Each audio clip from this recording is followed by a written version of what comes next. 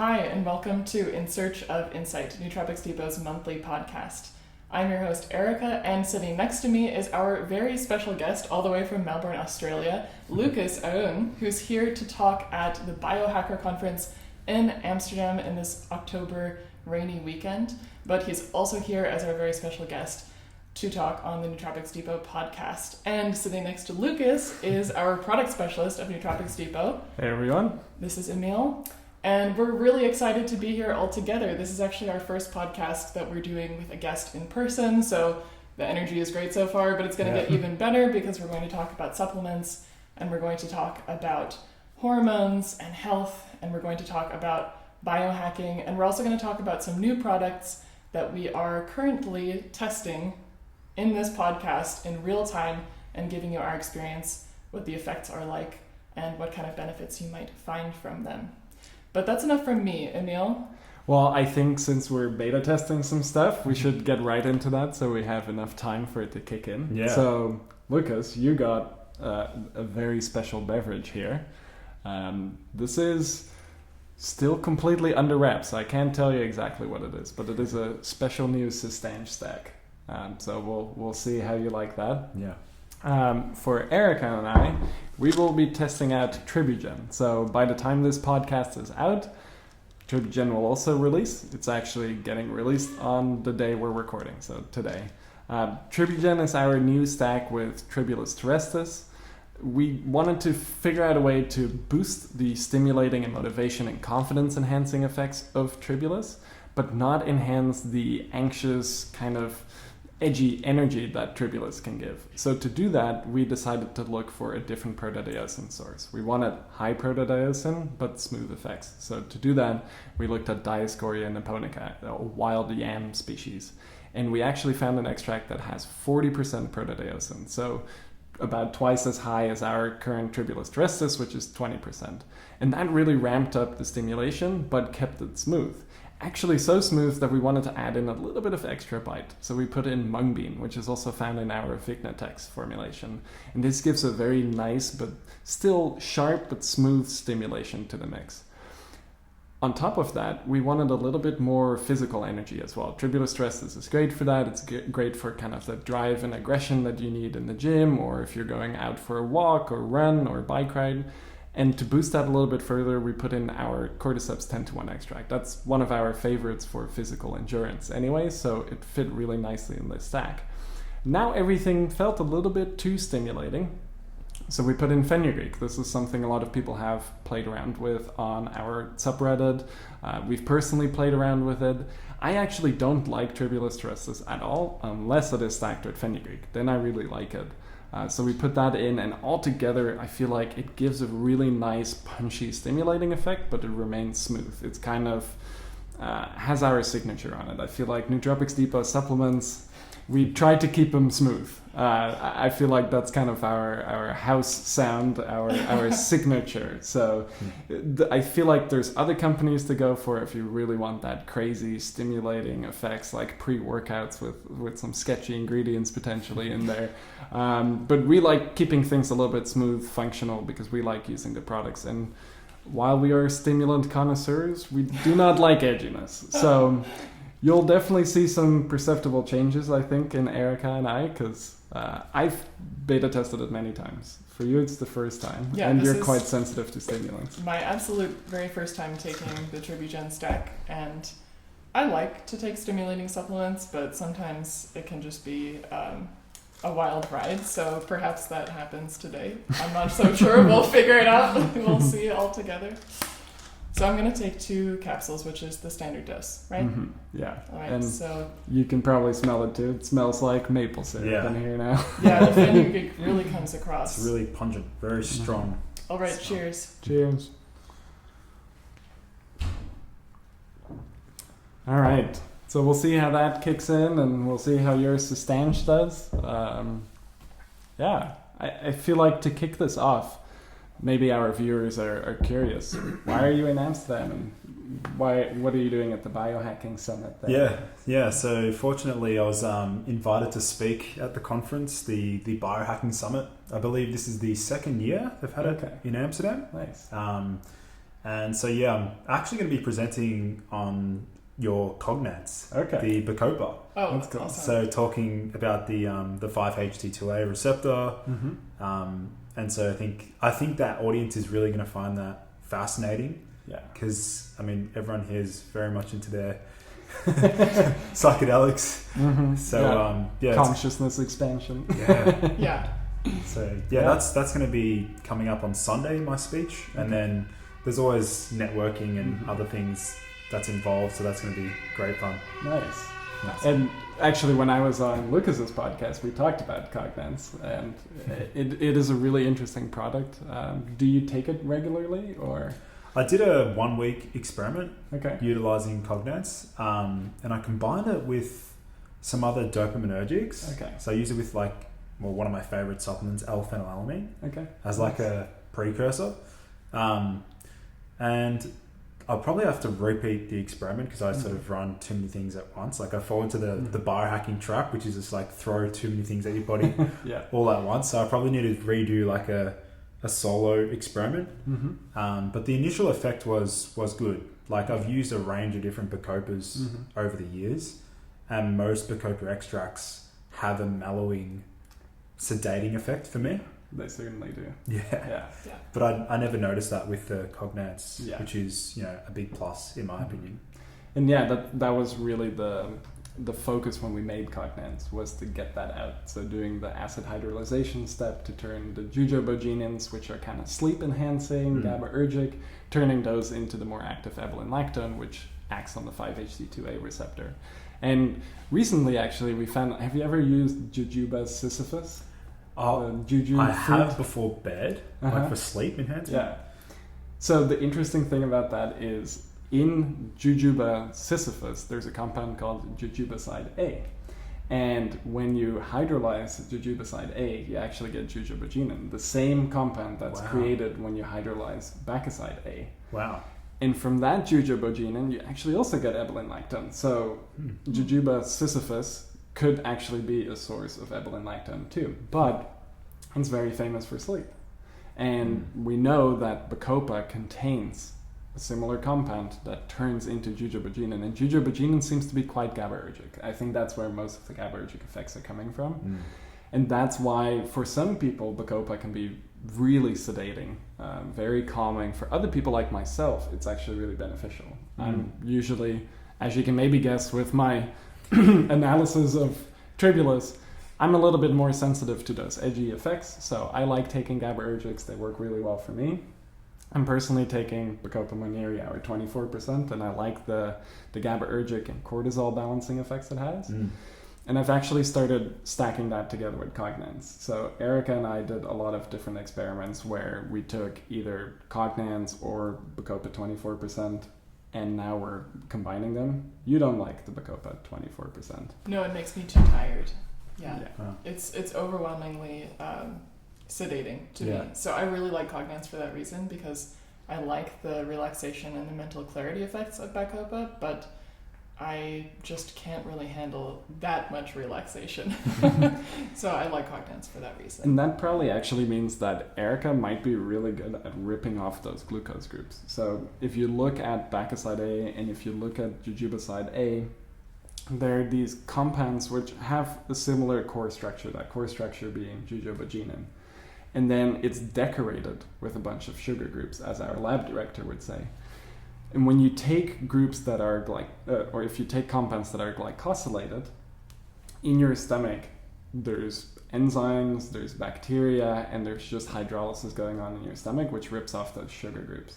And that actually makes compounds more bioavailable. And we made a very interesting discovery recently, actually. When we look at adenosine A, so before we hit record, we were chatting a bit about adenosine A and Erinamax. And one really interesting thing about adenosine A is that it has a sugar group on it. So it has a xylose group on it. And when we modeled adenosine A, I'm not sure if you're familiar with this website. It's called Swiss Predict and Swiss ADME. Maybe. Is it similar to like a Sigma Aldrich sort of thing? Or? So Sigma Aldrich is more like a reference compound supplier. And the Swiss Predict is a software where you can upload a molecule. Oh, yeah. By a SMILES code. You can find that on something like PubChem. You look up the molecule and then you get the SMILES code and then you upload that into Swiss Predict and then it will draw the molecule for you. You can also draw a molecule yourself if you're working on something new experimental. We did that back in the Naturopath days where we would draw little molecules and then predict potentially what it would do. That's awesome. So it kind of combs through its database and then compares it to compounds that look similar. And then based on those compounds, it can predict maybe what targets it's going to hit, which is it hasn't been super useful. Where it has been useful is there's another function on that website called Swiss ADME, and it predicts the pharmacokinetic profile. Yeah. So it will tell you what the water solubility is, what the lipid solubility is, what the overall bioavailability is. You probably know of the Lipinski rule of 5. It checks all of those based on the molecular size and the different bonds. It also tells you if it's blood-brain barrier permeable. Wow. And when we modeled adenosine A, it was never blood-brain barrier permeable. Wow. And that always confused us because we clearly it seems to work in studies, so why is it working? Well, there's a xylose group on it. And if you take that xylose group off and you put it in Swiss Predict again, then it's blood-brain barrier permeable. So what we think is happening with adenosine A, when you orally consume it in your stomach, that xylose group easily gets ripped off. And then you have the aglycone. So that's a compound that has the sugar group ripped off. And we see that with Cognance too. When you look at the Bacoside A, with all of those sugar groups on it, the molecular weight is really high and it's just not going to absorb. When you hydrolyze it, which happens anyways when you consume it orally, those sugar groups get ripped off and then it becomes more bioavailable. And then you have jujubogenin and pseudojujubogenin, which are very bioavailable and can pass the blood-brain barrier. And then jujubogenin becomes ebolin-lactone, which is even a step up in terms of bioavailability. But we have a lot of variability from person to person, how good we are at ripping these sugar groups off. So one thing that could be happening is Erika is maybe really good at ripping those sugar groups off. So you form jujubogenin very quickly. So you get a spike in jujubogenin, which is very GABAergic, and then you end up having strong GABAergic effects.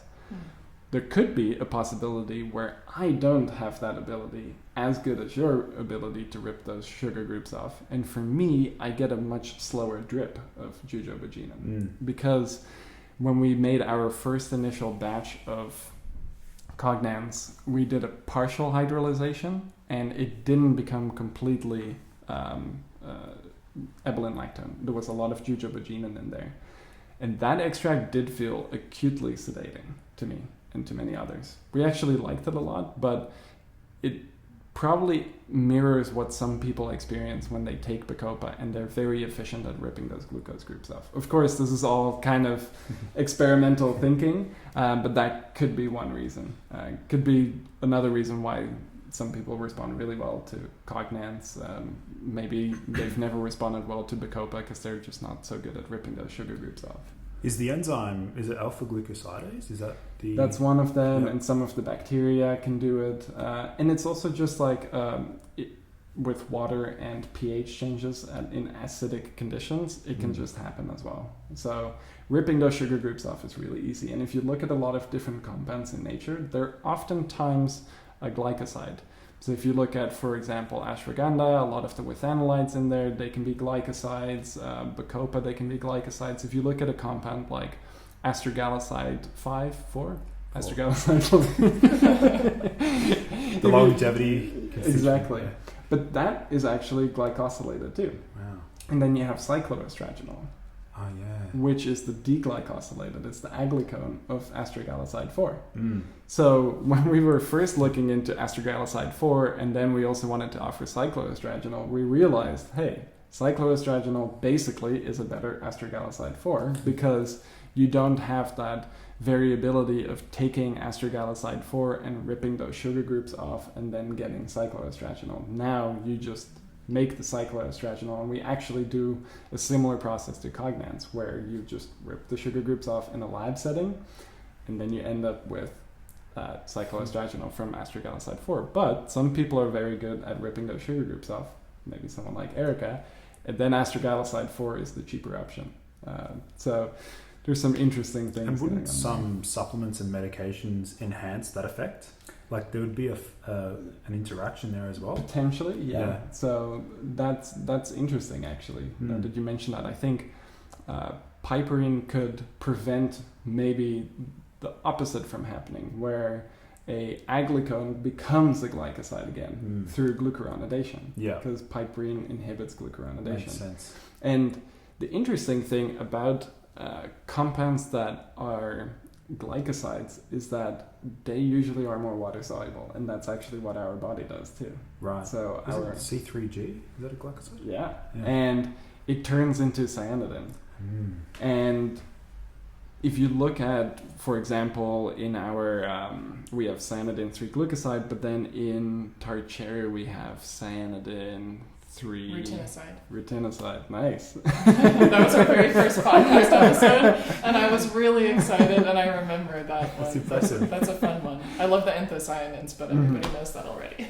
And with cyanidin 3 rutinoside and cyanidin 3 glycoside, the only difference between them is the type of sugar that is attached to cyanidin. Yeah. So maybe one gets ripped off easier than the other, maybe one enhances the bioavailability in a way, but basically that sugar group in essence is useless and gets in the way and makes the compound big and might prevent it from passing the blood-brain barrier. But there was a really elegant study where they took cyanidin 3 glucoside and they radio-labeled it. And they radio-labeled the cyanidin portion. And then they checked, do we see any cyanidin 3 glucoside later after you've consumed it? Or does it all just become cyanidin? And it all became cyanidin. Wow. So if you look at a lot of these compounds, the glucose group might enhance bioavailability, change the pharmacokinetics, but the actual effects probably are coming from the aglycones. And I think that's a very interesting thing about Cognance, where you kind of do that outside of the body and you do it in a lab setting, so there's no more variability. Yeah, it's fascinating. Yeah. So what inspired you to choose Cognance as something to discuss and share? Well, I wanted to showcase the complexities and the intricacies around extractions, and I thought it would be a good example for that audience to understand, like, hey, just because it's Bacopa, like not all Bacopas are the same. And like as a naturopath, like studying naturopathy, like we always got taught about, you know, different herbal extracts, the way in which they're standardized will really dramatically impact the way that they're subjectively felt, and like the quality of the extract really matters. And so the whole objective of my speech is to sort of look at, you know, it's the title of my presentation is non-psychedelic cognitive enhancement. Okay.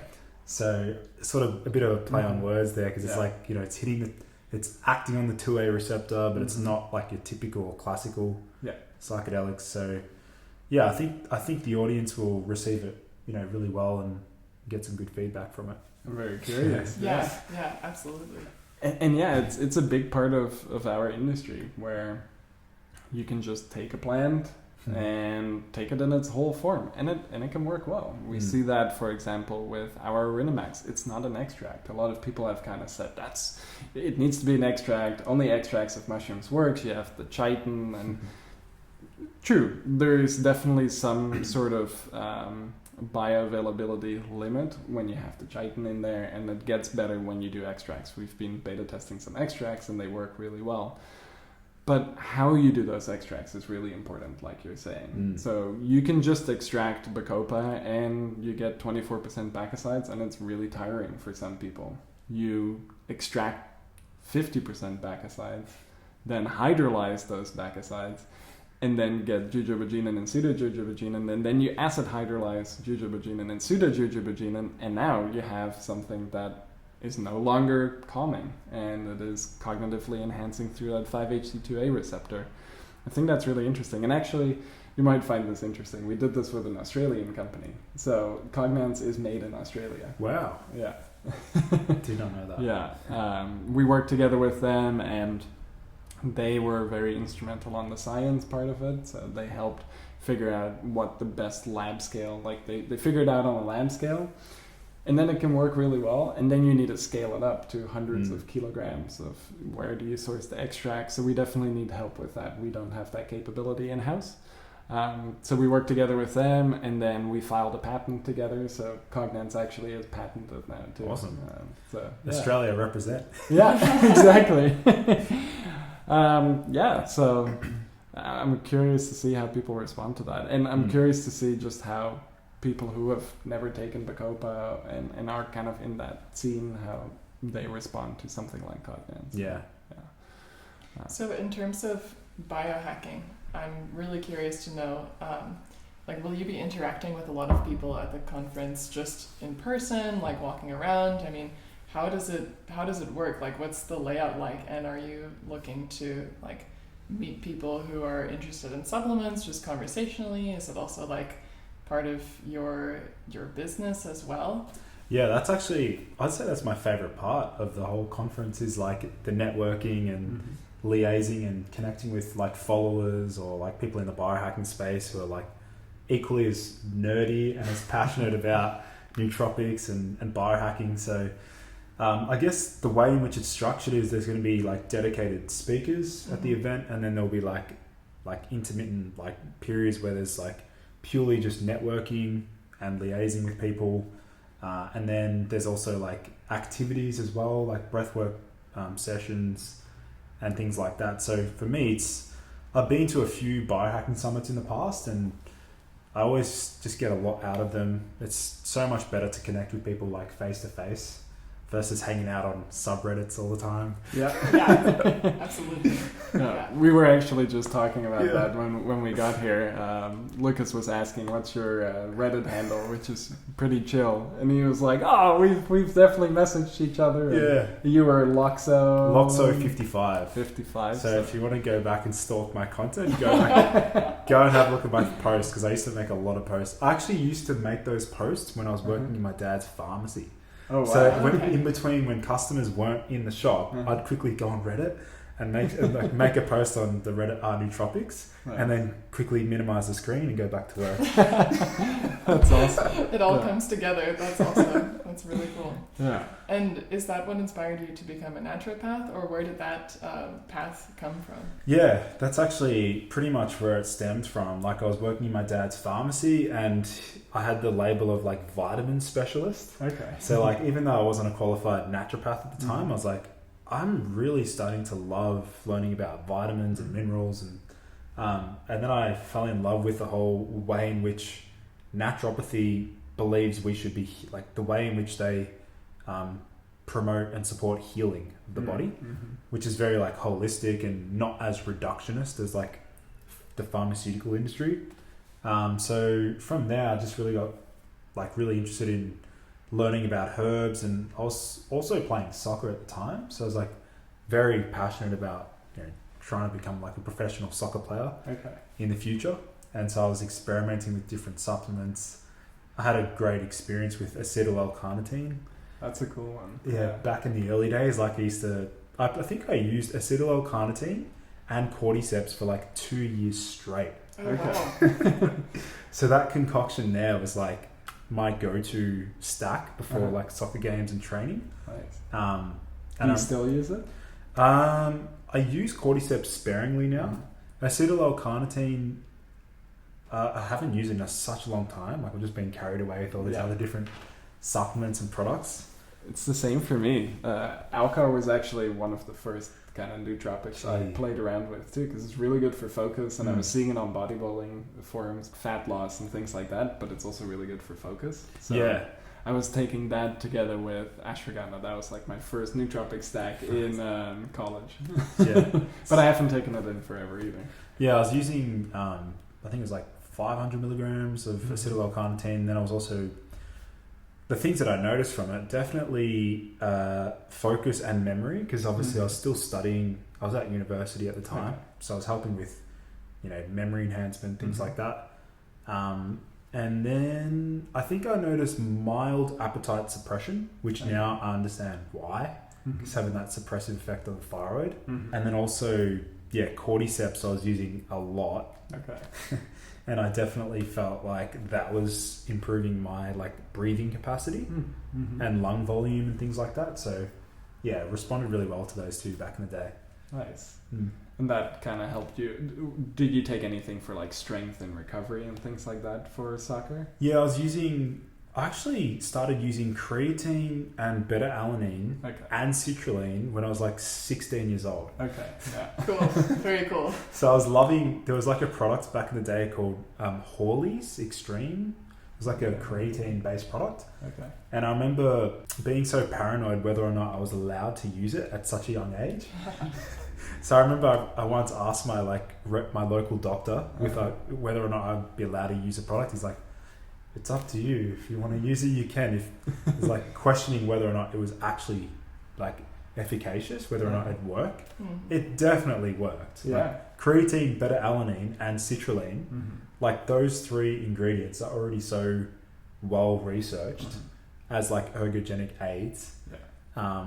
But then from there, I just like fell in love with like naturopathy and decided that was the path that I really wanted to pioneer and really get into like the supplement space and, you know, looking at different ingredients and research. And I was inspired by like Nootropics Depot, examine.com, Ergolog is another website, and Supversity. Okay. So yeah, I just love what I do. I really, really love what I do. Nice. Yeah. Me too. We have something in common there. Yeah, it's been a long path for me too. Like I never really was into competitive sports, but I was doing a lot of inline skating, like in skate parks, and then I started getting into nootropics a little bit around that time, where I was studying for my high school exams, and I went to the local shop here, and I found some Ginkgo Biloba.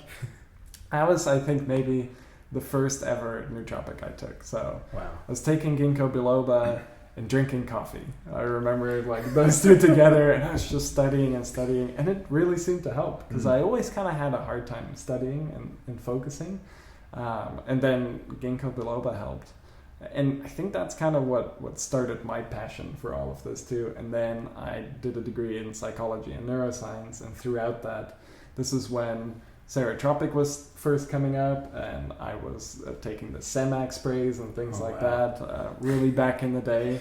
And then it was an interesting experience, because I got to take these nootropic compounds and learn about them. And I actually remember doing a presentation for one of my classes on oxiracetam. Oh my gosh. So that was, I did like a half-hour long talk about like nootropics and things like that in one of my neuropharmacology courses. So that was a lot of fun. And then, I got connected with Nootropics Depot and Naturopath at the time, and that really took things to the next level. So there was something that I used to love doing with like the research side of things, is like, and it's literally what you guys have both done today, which is like, you love to test and experiment whilst researching. So I used to love like, I'd get my hands on a compound, it'd be whatever, like let's say lion's mane back in the day. And whilst I would take the product, that's when I'd research it, like under the influence of the product. It's like more experiential, like, and I also retain the information better. It's just like part of my practice. I'm feeling really good right now from this dose. How do you feel? Me too. So I'm getting kind of like a tingling sensation over the front of my scalp. Nice. And it's something I've noticed with Tribugen a lot. When it first kicks in, it's really sharp. Wow. And it's almost a little bit jarring, and then you kind of settle into it. But it's interesting because like Erika is very sensitive to stimulants. You don't do well with something like xanthine 3-glucoside anymore, for example. Yeah, I took it for a little while, and I really noticed that it was helping me build muscle. Like, I felt really strong. I'm a musician, and so my practicing is, and my kind of workout is for small muscles. So if my small muscles are sore, I really, really feel it. But the xanthine 3-glucoside really helped me to feel like just kind of almost a pump feeling from practicing bass. That's my instrument, and upright bass, which requires like a lot of upper body strength and small muscle strength.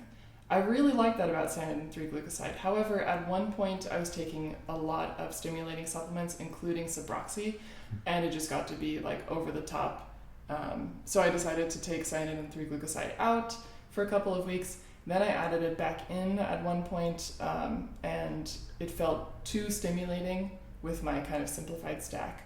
I did take it on a recent podcast episode when we were also taking Bacopa, and it definitely helped to balance out the sedating effects of Bacopa for me, but I haven't added it back into my stack just yet because it's just a little bit too edgy. But this feels more recreational. And that's kind of what we were going for. I wanted to make a really strong tribulus terrestris extract that people like Erika could also take.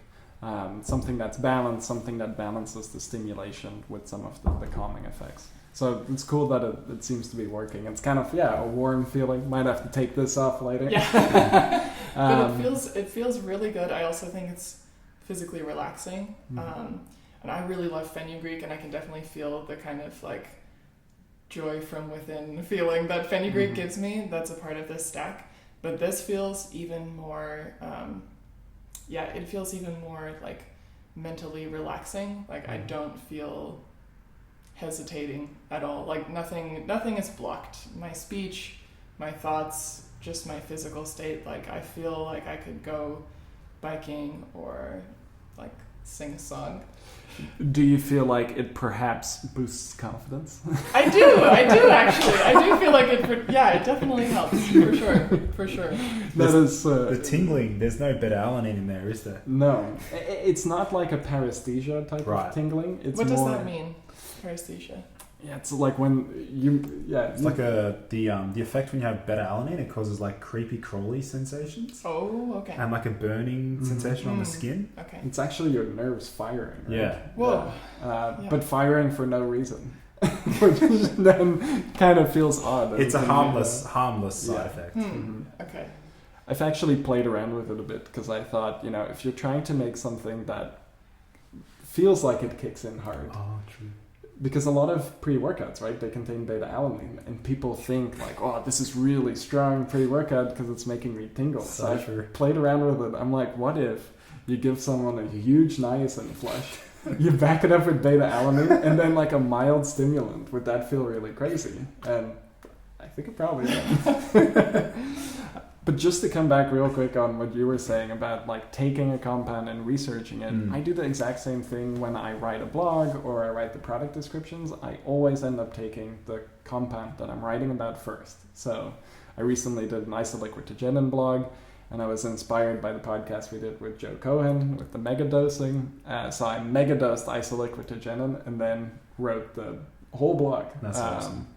And basically in one go almost, because I was really in the zone and I could really figure it out. And then a couple of days afterwards, I would go back without the isolicquid-to-genin and kind of, you could almost read it in my writing that the effects that isolicquid-to-genin produces, like the kind of more upbeat, a little bit of energy, I could almost read that tone back when I was reviewing it. And I think that's kind of interesting to be in that mindset.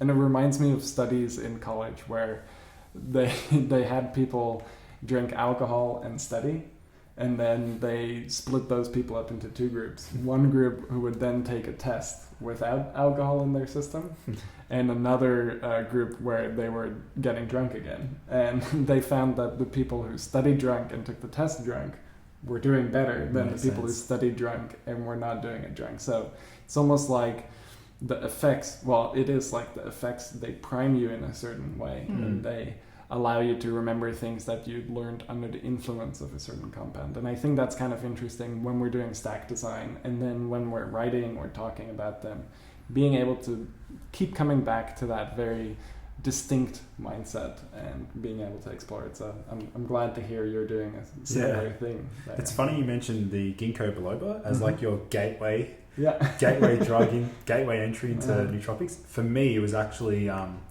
there was a product that was formulated called Think Gum. Okay. And they had like Ginkgo Biloba, Bacopa, and they also had rosemary.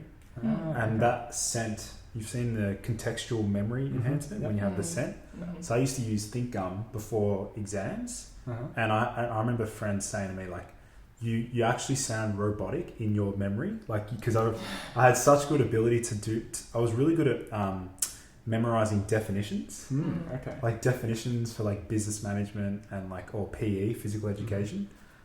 So I reckon there was some sort of like, I was only, back then I was like 16, 17 years of age, and I was like just already back then so passionate about this whole space. Yeah, me too. I have this really, like, I'm not sure how real this memory is. Like, I might be making a bit of a false memory too. But I have this one memory, I think when I was about 4 years old or so. I was at this, like, climbing playground type of thing, and there was this obstacle where you had to kind of run up it and try and make it to the top. Oh, yeah. And I just wasn't making it. And then my mom got me this really sugary drink called, like, sport drink. You can still buy it here. You had it recently. Yeah. And I remember drinking some and, like, thinking, oh, now I have the energy to run up this wall. Because, like, I just intook some sugar, and it's like a sport drink, and the sport drink says it increases energy. And I ran up the wall, and I think something clicked in my mind there. Where I was like, maybe that was my gateway. A little bit of sugar. Sugar, the gateway to performance-enhancing drugs. But to be honest, I think for most people it's probably caffeine. Right? Yeah. Like, when do you think you first drank caffeine? Probably, 14, 15. Yeah, I was a bit of a late bloomer with that, but I'd say, like, when we look at people now entering the nootropic space, I think the gateway nootropic is like L-theanine. Yeah. Or like, theanine, caffeine is like the beginner stack. Yeah. And then it's like, oh, okay, you respond to that. And it's like, okay, what else can I optimize? Okay, that helped with anxiety. What about long-term potentiation, or like, or upregulate dopamine receptors, or it's a whole unique world, the whole nootropics world. Yeah, it gets pretty complex.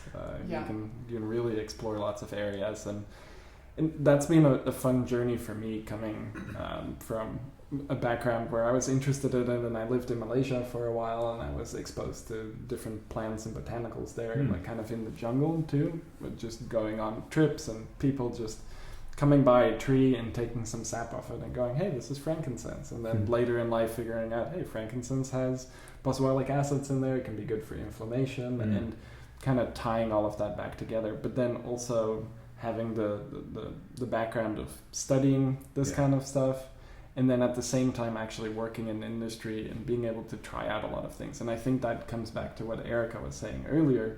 Not all of us have like really in-depth scientific skills, but it doesn't mean that your experience is invalid. I think the most valid thing is actually how you feel. And we get into this a lot, like, just because you might think, hey, Tribulus terrestris, what makes it stimulating is the protodiosine and some of the monoamine oxidase inhibiting effects.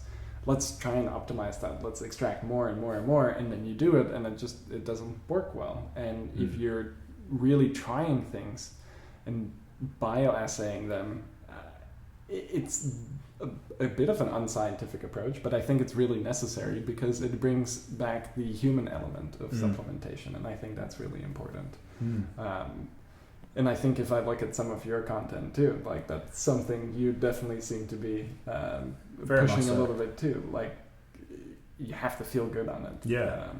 Well, that's what I say is like, if it can't be proven in a clinical study, but you subjectively feel great, are you going to disqualify the supplement and be like, oh no, it's useless? Like I say to guys, particularly ones that I work with, like particularly like in the group coaching calls, I say like, here's a supplement. It doesn't have any research to suggest it has this effect, but from what I've noticed with clients who've used it, they've noticed the appetite increases. But there's no research to suggest that. But this is what we've all noticed. So then it's like, all right, are we going to discredit anecdotal evidence as like not a form of evidence? That's something we were talking about before the podcast with cyanidin 3 glucoside.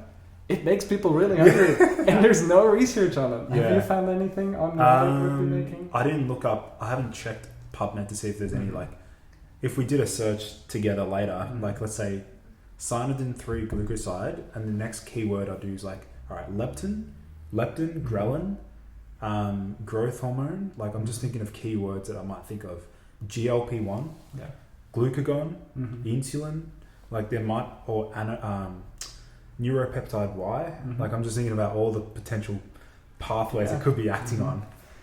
Yeah, let's talk about that actually, like our approaches to research, because I feel like there's so much information available now, and it can be really hard to get to the information you need. So, like, what is one of your strategies? Yeah, well, I love sharing this because I want to help people. I want to empower people to take control of their health, and so like, there's no reason why they can't do what I do.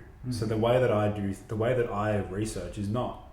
I wouldn't say it's spectacular or it's like a trademark way. It's just that I'm trying to go to the most original source as possible. Okay. So I really tend to avoid like blogs or like general like government websites that are like sponsored posts and things like that. I really prefer to go directly to like PubMed, for example, and I'll do a deliberate search with certain keywords. Like for example, let's say we're looking at cyanide 3-glucoside. What I'll do is I'll literally go on PubMed. I've also got a few other databases that I'll utilize. The other company that's got like a pretty good way of presenting the information is thegoodsensecompany.com. Are you familiar with that? Yeah. For two reasons. I actually really like perfumery too. And Good Sense is a good way to look at aroma chemicals. We did not plan this, by the way. This is just off the cuff. Like, we're just so aligned. Yeah. Yeah, the Good Sense Company. And then also, what else have I used?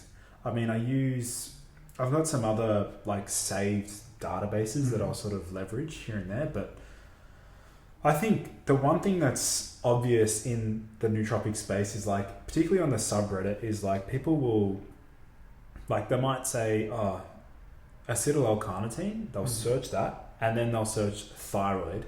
But then think about like Google, how Google shows its responses. You just have to be really cautious with like which site you then click on.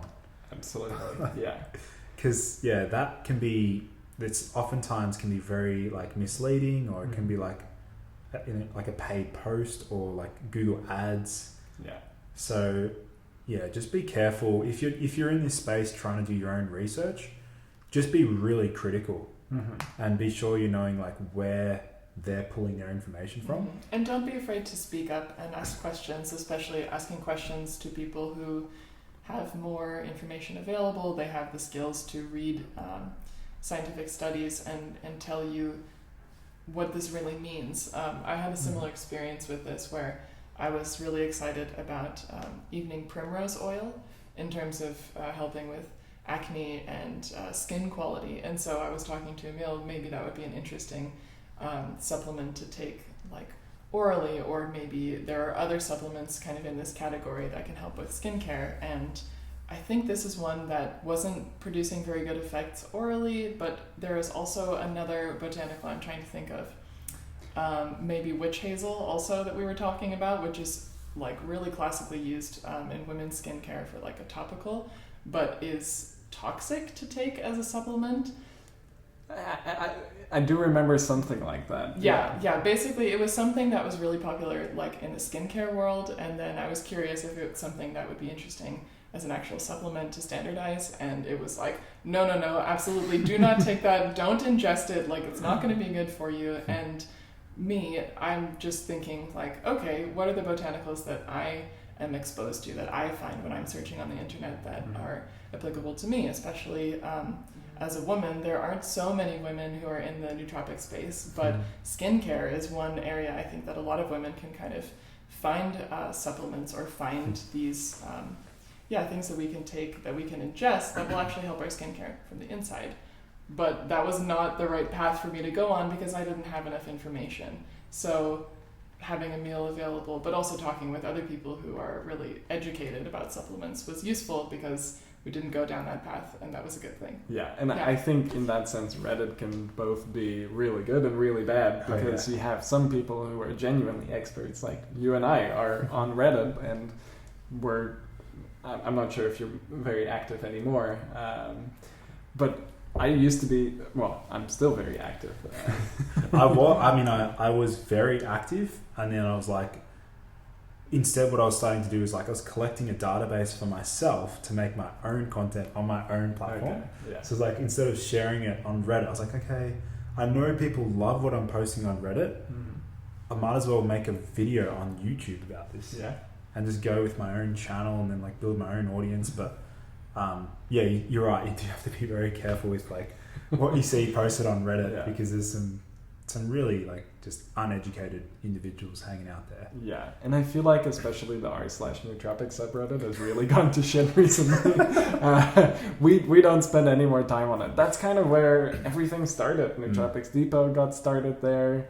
Paul actually started the company because he saw a lot of people getting bad supplements on r/Nootropics. So then he set up a fund and he said, okay, send me your supplements. I'll pay for them to get tested. I'll put down some money. You guys donate a little bit of money. We get a pool together and we start testing it.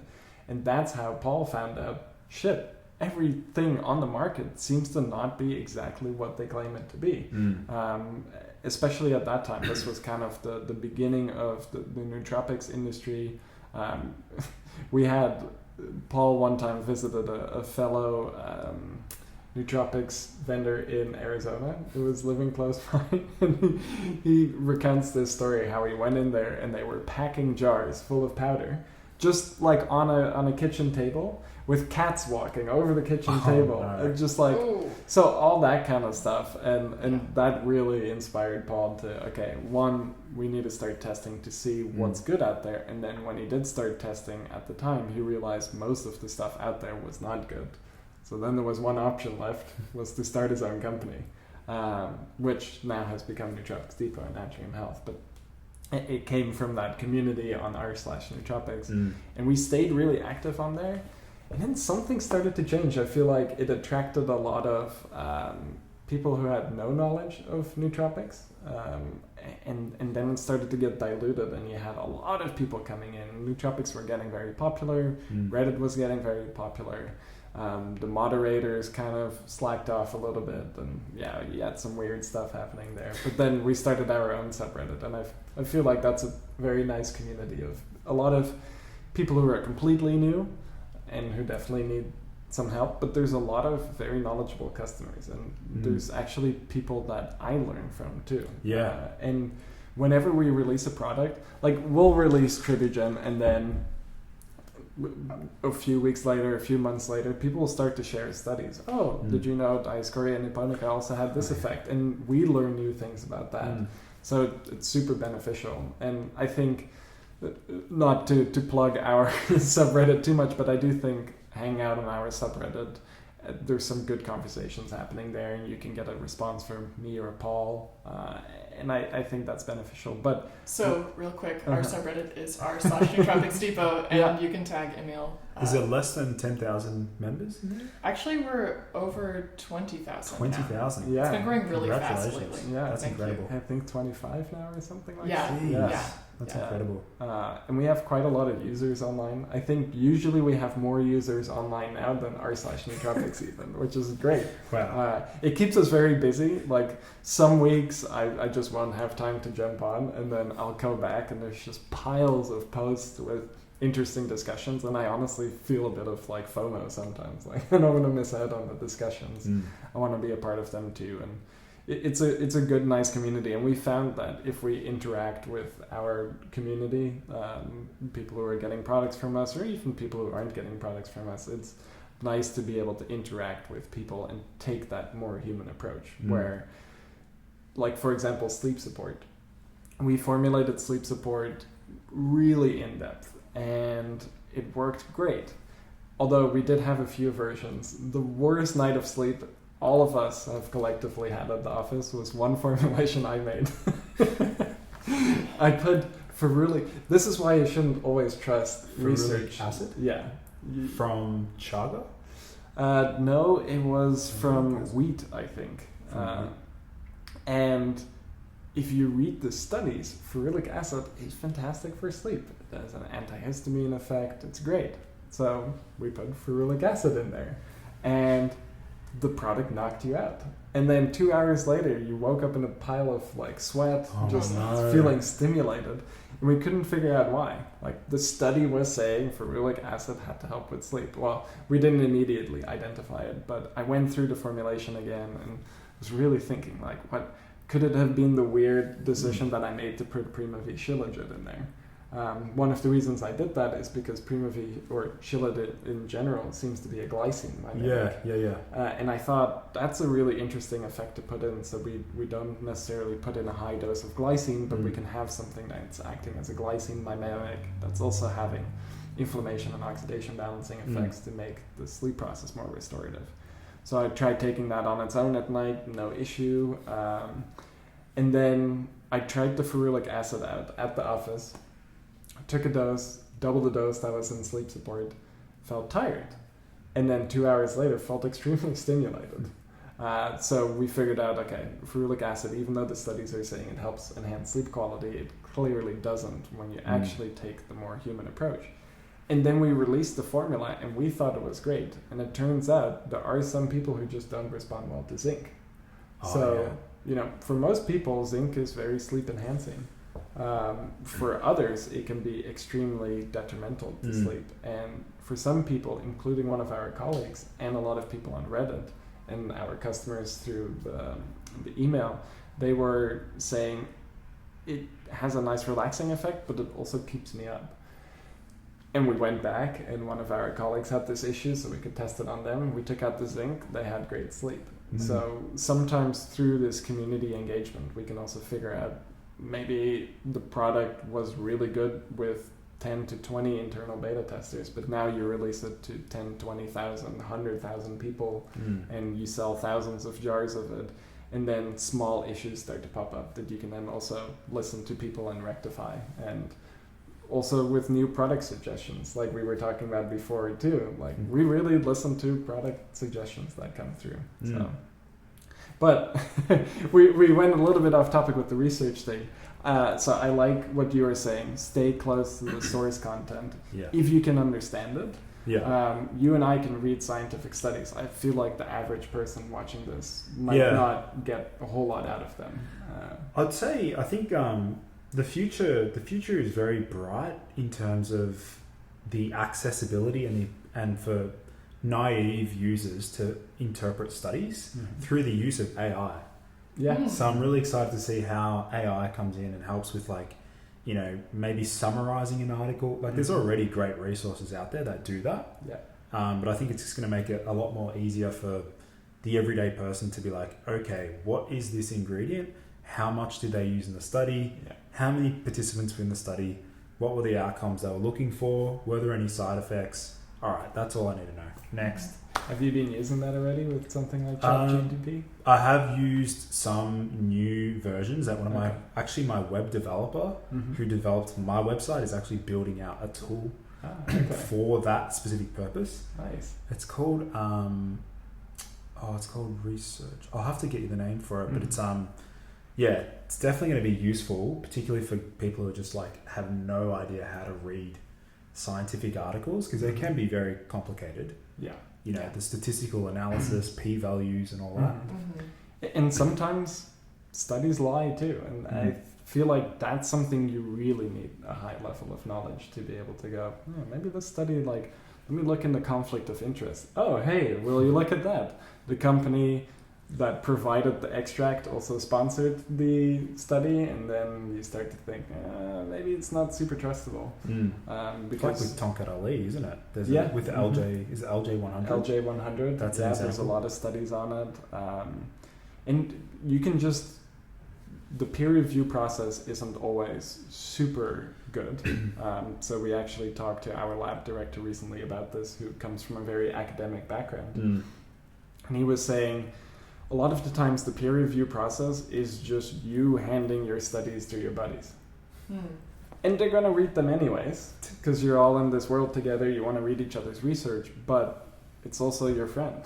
So are you going to look at it, is it your friend? Are you going to want to tear them down, or do you want to be a little bit more kind to them, or is the review process really offhand? And there have been some instances where it has been offhand. So with that in mind, we like to, if we find an effect, we want to find it in multiple studies. Yeah. Not just that there's one study.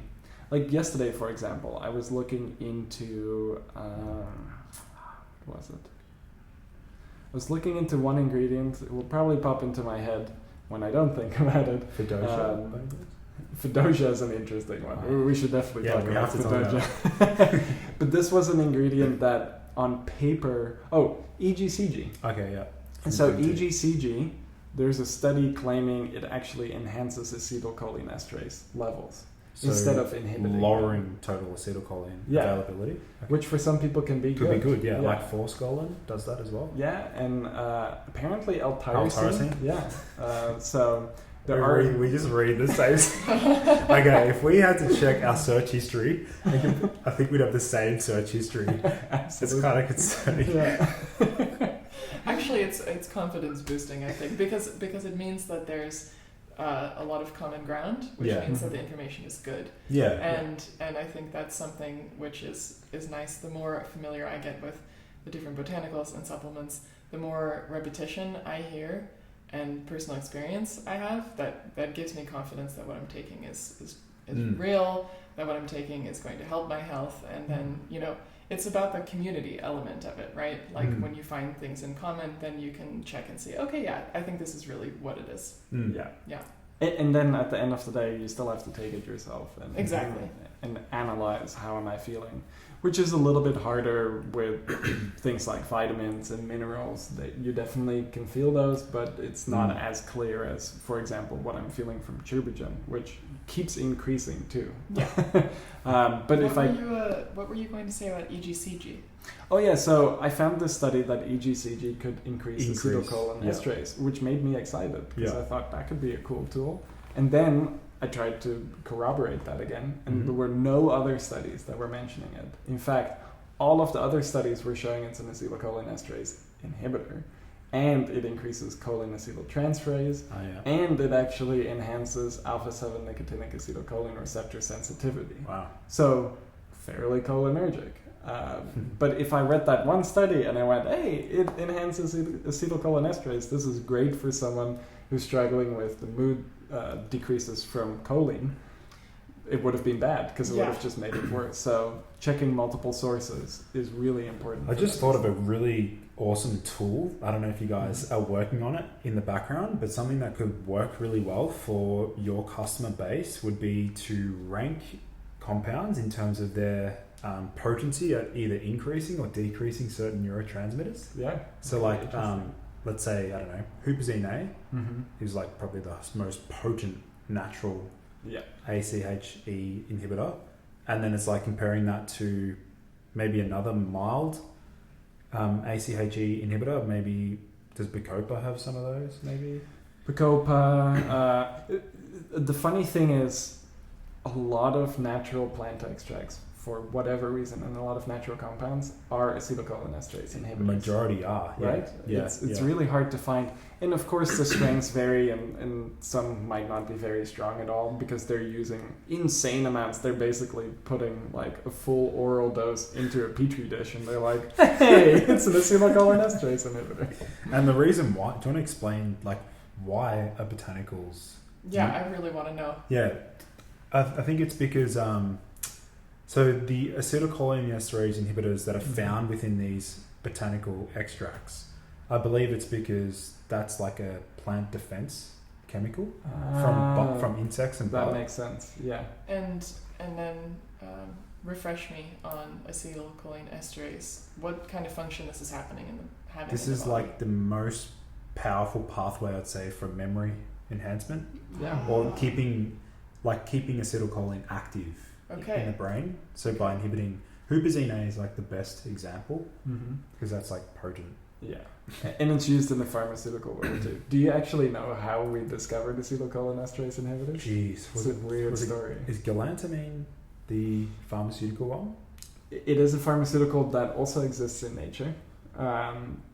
But the way we found out about them is because we used them for much more nefarious purposes first.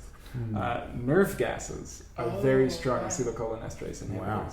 So if you, like, in the Gulf Wars and stuff, when they were bombing each other with nerve gas, what happens is it blocks your acetylcholinesterase enzyme so potently that so basically acetylcholine, it can contract your muscles. So if I'm doing this, I'm just releasing acetylcholine, and then when I'm relaxing those muscles again, the acetylcholine is getting taken away by something like acetylcholinesterase. Okay. If you remove that acetylcholinesterase ability, you can contract, but you can't decontract your muscle. So your heart starts to seize up, your lungs start to seize up, your muscles start to seize up really bad. But when they did some studies on like microdosing nerve gases, basically that were some of the first research efforts into Alzheimer's.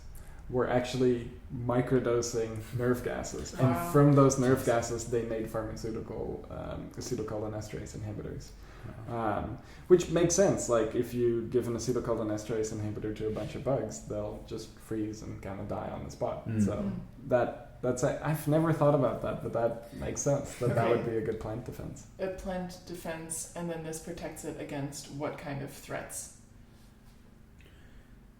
Like pests. Yeah, like insects and stuff. Okay, preventing bugs and things from actually eating the plant itself. Oh, I see. Okay. Wow. So if a bug were to eat the plant, then it's going to get sick and maybe maybe communicate that somehow, how bugs communicate, or it's just going to die, or they would just die. Yeah. Okay, and then but there's some kind of communication with that species of bug, right? Like there must be, because otherwise the bugs just come and keep eating it and dying, but that's not how nature works, right? Like this sounds like a good conversation after Cognance. Whoa, man.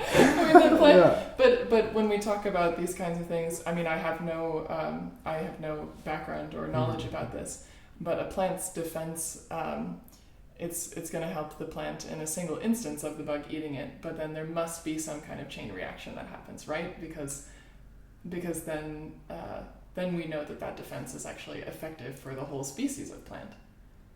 Yeah, I'm sure there's some level of communication going on, and like how we know to eat certain things in nature and not other things. I'm sure insects and other animals would know that too. And an interesting example of that, actually, we go into the forest quite a bit here to look for mushrooms. And right now, actually, if you have time while you're in the Netherlands and you want to go hunting for some mushrooms in the forest, we can even go to this park here. They'll have some really? Mushrooms. Just here? Yeah, just like we can go right outside the door here, walk in that park. Fully legal here. It's like culinary mushrooms and stuff like that. I'm sure there is psilocybin containing ones too, but I'm talking more like we found turkey tail, porcini mushrooms and stuff like that. And when we go... Amanita mushrooms also. Amanita mushrooms, yeah. And when we go into the forest and you see the edible species, especially now, there's a lot of slugs. And I guess the slugs eat the mushrooms too. That might be one of their main food sources. And I found one mushroom that was perfectly, like, it didn't have any bite marks, it just looked pristine. Took a picture of it, tried to identify it, and I identified it as a very toxic mushroom. And it had no bite marks on it. But then if you go for the edible and highly praised porcini mushroom, basically all of the ones I found were completely eaten by slugs. And you could see slugs eating them. So somehow slugs are smart enough not to eat certain mushrooms and to eat others. So yeah, how does that work? Perhaps we're reaching a new kind of subcategory of people who might be watching this podcast. If you're a bug researcher, or if you know how bugs communicate with each other in terms of what is a good and not good plant to eat, please let us know. I'm very curious about this. But along with your example of slugs eating mushrooms in the forest, I'm also just thinking about ants and bees and how there are so many compounds that they either produce or that they eat or, that help them communicate to each other what's going on. Who's in charge? What's my job? Do I need to work harder? Is it time to rest? What season is it?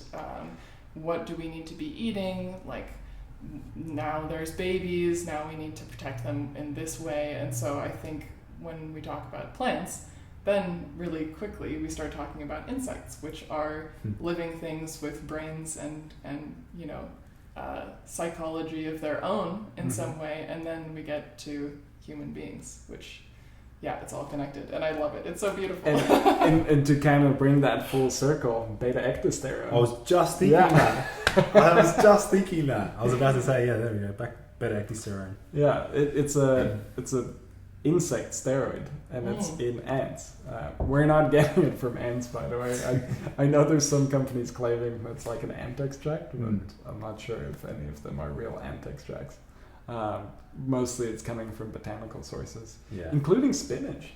Spinach is actually a good source for beta-ecdysterone. And also, I think quinoa as well. Yeah, quinoa. Yeah. So we get it, I forget what plant we get it from. But it is... Oh no, that's progesterone. We don't do that one. And just to kind of revisit that a little, we were just chatting about it too. Still haven't found real progesterone, so where are you at?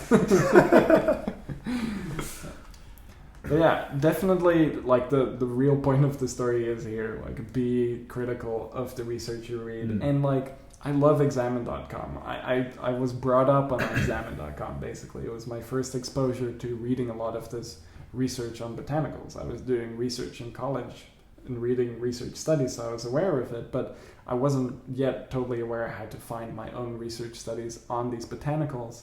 And then I started to look on examine.com, and that gave me a really good, a good overview, some research validity and research links, and then I would go from those research links and try and read that. And if you've ever tried to do that on examine.com, some of those links do not correspond with what they're saying.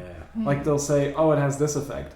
And you go to that link and it's some like odd study out of Russia, and then I've gone on Sci-Hub and gotten the full studies and translated them and looked through all of them to try and find that point they're making. It doesn't exist. So I'm not sure with some of the examine.com articles, it just seems like they're saying random stuff and then putting random links in. Yeah, that's a good example. Like to even guys like Dr. Andrew Hoopman, who recommends examine.com.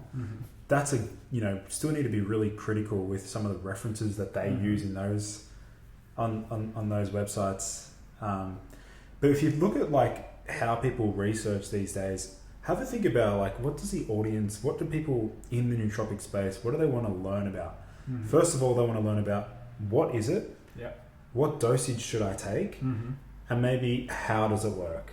So it's like, all right, what is it? So maybe a bit of historical usage, maybe like a dosage, like they just want to know what dose should I take? And then for those who are like more of an engineer brain, who are like very like logical, they're like, how does this work? And it's the mechanistic side of things, which I think you got like Nootropics Depot does a really great job of like explaining. That's what I'm also really like passionate about is like, the knees over toes guy. There's a PT, a professional, one of the best like knee rehabilitation experts. His username is knees over toes guy. And like I was thinking of renaming my Reddit handle to the mechanism of action guy. Oh, nice. Because I'm just all mechanistic, like how does it work, and then looking at different pathways, which enzymes is it upregulating or downregulating. So and then also like safety and toxicology. So people want to know, okay, how long can I use Shilajit for? Is Shilajit going to be safe if I use it for 12 weeks straight? Is it going to increase the thickness of my blood or things like that? So I think it's pretty obvious we know what people are looking for. They want to know like what it is, the dosage, how it works. And then if you want to get more technical, it's like the synergistic compounds with it. Which is what you guys have done, that next step above, which is like synergistic ingredients. This is what it stacks well with. Because like once they start experimenting, let's say somebody just comes across Nootropics Depot, tries just one of your products. If they like one of your products, they're going to be like, okay, what can I add to it? What can I stack it with to make it even better? So, I'm a kind of interesting example when it comes to research because I don't have a science background, and I was very skeptical of supplements when I first met Emiel. Yeah, when we first started dating, I would send Erika supplements. I'm like, this will make you feel better. And then I would come visit you because we were long distance for a while. And I'm like, hey, now is that supplement been? No. I would find the jar like still completely sealed. Yeah, no. I mean, it was sweet, of course, but I did not have a personal interest in supplements when I was growing up. I mean, I think just enjoying tea is probably the closest thing I got to being curious about botanicals, because I am sensitive to stimulants. So I found, I really like green tea. Sometimes I like black tea, but black tea could make me feel totally crazy, especially if I was drinking too much before a concert or something, or it might upset my stomach a little bit. But I was not taking supplements when we first met, and it took me years to start taking supplements. I think I started taking magnesium, which I immediately felt great results from, and started taking a couple of other just like basics. Started taking fish oil. I think perhaps we were taking some mushroom supplements early on, but I'm not sure. What were some of your earlier mushroom supplements that we were taking? Cordyceps, definitely. Yeah. My favorite mushroom for sure. Lion's mane.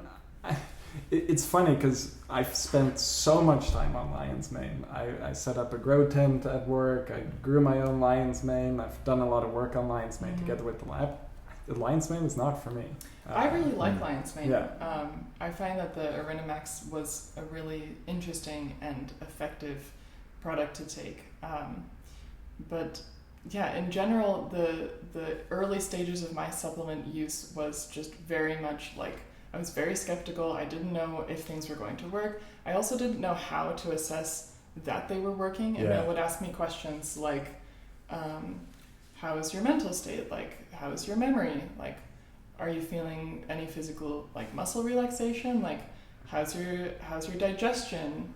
How's your vision? Do you feel like warmer? Do you feel colder? I just thought, what are you talking about? Like, I don't even know how do I feel that for myself? How do I identify that for myself? And then over time and over conversation over the years, it started to make more sense to me.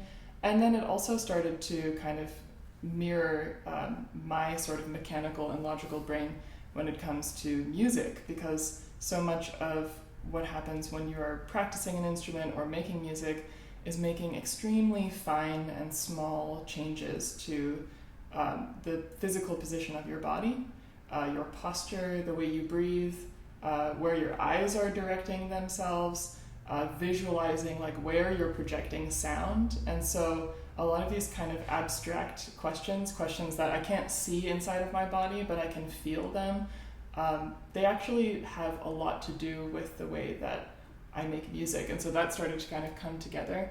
And then over time, I started to get curious about supplements for myself. Sometimes I would do research on examine.com, but a lot of times I would come across these articles, and I find the history of supplements really interesting, especially if they're related to Ayurveda, because I also really love to practice yoga, and I find that this world of like yoga and spirituality and the kind of holistic side of supplements is really interesting to me.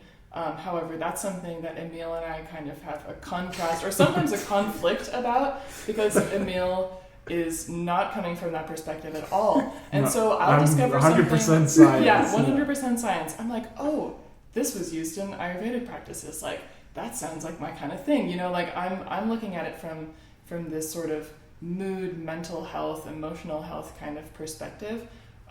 So having information available and having companies that are providing really accurate data on testing and have really high standards for their products is super important, because I'm a susceptible person to going into one of those hippie health stores and picking up a product and not even looking at the ingredient label, to be honest, but more associating what am I looking for my mood or my like daily experience. And if I hear a name or if something's advertised to me, I might be attracted to that product.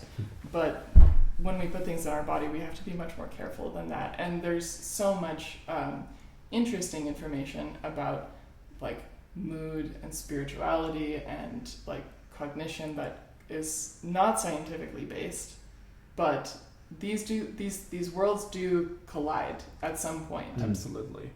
And this kind of brings back the human element thing again. It always has to work in humans and work in your lifestyle. All right, so we talked about safety a little bit earlier, and with that in mind, and you mentioned Fadogia earlier, I think that's a good thing to discuss, because in our opinion, with some of the research we've read, we don't think Fadogia is necessarily the safest supplement, especially considering that real Fadogia might not totally be out there. But I am curious to hear what some of your experiences have been and what your thoughts on that matter are.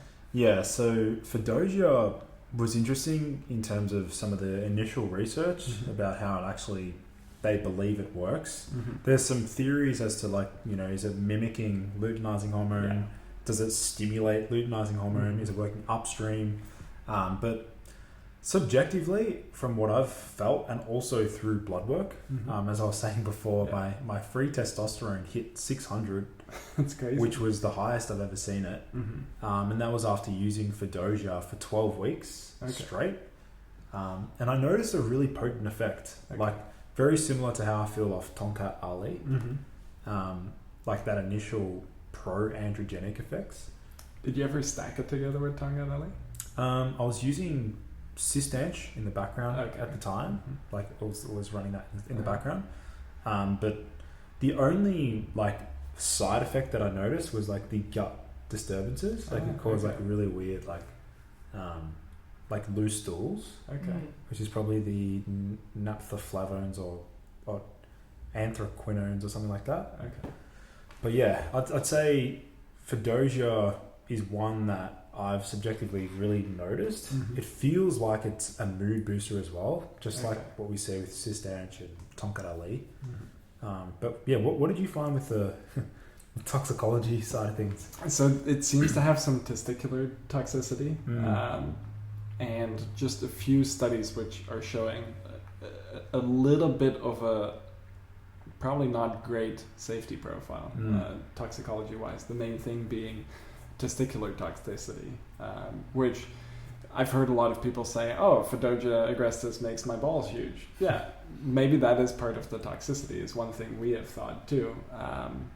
But again, with some of what we talked about earlier, it can be hard to determine that because there's just not a whole lot of research on Fadogia. And I think it is unlikely that a lot of people have real Fadogia agrestis. We've actually, so this is one thing we do for a lot of botanicals. Every botanical, basically, unless a botanical reference material is available. You have to be able to determine somehow that Fadogia agrestis is actually Fadogia agrestis, or Cistanche tubulosa is actually Cistanche tubulosa.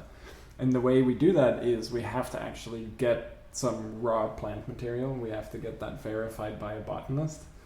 We work with various botanists if we need to create our own botanical reference material.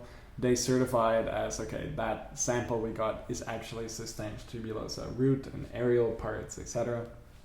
Then we make a profile of it on our HBTLC machine, and that basically gives a fingerprint. And now we can compare other samples to it and see if it matches that fingerprint, and through that process we can do species testing. Now, we would love to do that for Fadogia agrestis because we're actually kind of interested in maybe exploring it.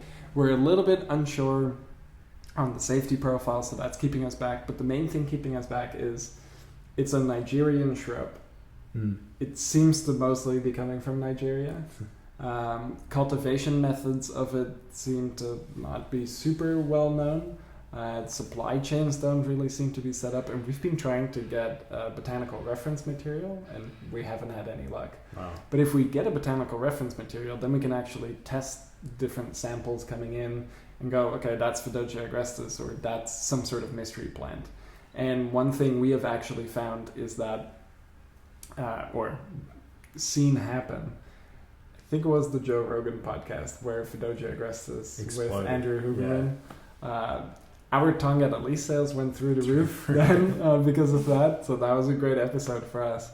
But Fadogia agrestis interest increased a lot. And out of nowhere, suppliers we had worked with for years who had never offered Fadogia agrestis. Like, we were aware of Fadogia agrestis. We had looked around. We didn't really find any suppliers. Overnight, all of our suppliers in China said, hey, we have a great Fadogia agrestis extract. Okay, yeah, that seems unlikely. So what actually is it? And we would love to know. And through our email, I'm in contact with a guy who knows a tribal leader in Nigeria who apparently is using Fadogia agrestis. So I've been in contact with this guy in Norway who then knows a guy in Nigeria, and via I've been trying to get my hands on like just a cutting of Fadogia agrestis so we can actually certify it as a botanical reference material, but we've been unsuccessful. So if it's so hard getting a Fadogia agrestis botanical reference material, how hard is it to get real Fadogia agrestis? And is it even possible to test the Fadogia agrestis? And that's, one is of the... Is it possible to cultivate it? It might be, but it's really difficult with some of these African plants. And I think if we look at kind of the future of botanical supplements, I think the future probably lies in a lot of African botanical supplements because we have explored a lot of the Southeast Asian ones, also ones from like Bulgaria, Tribulus terrestris, for example, some European herbs, some North American herbs, and there's supply chains for it. It's well documented, especially traditional Chinese medicine and Ayurveda. It's incredibly well documented. We know what some of these plants do. We know how to cultivate them. The supply chains are readily there. But then if you go into Africa, it's a very different story. There's a huge culture of using botanicals, similar to in traditional Chinese medicine and in Ayurveda. It's just not as well documented and disseminated to the rest of the world. And the supply chains are really hard. So I'm not sure have you ever played around with Canna? Silicium virtuosum? From lift mode. Yeah, the MT55 extract probably. So Canna is one of those things where it's a fascinating plant. In high doses, it feels unbelievable. It has a really powerful effect. I accidentally took a really high dose of MT55 one time because my scale was broken. Don't do that. I may or may not have taken 750 milligrams of MT55. You were really worried. I was very worried. I was super tired. I wanted to beta test it early in the morning. And I was using a scale that I was not familiar with. And the decimal point was not in the right place. No. So this is also why we always stress, like, use a scale, don't use scoops. And even someone who's been doing this for like a decade now made a huge mistake a couple months ago.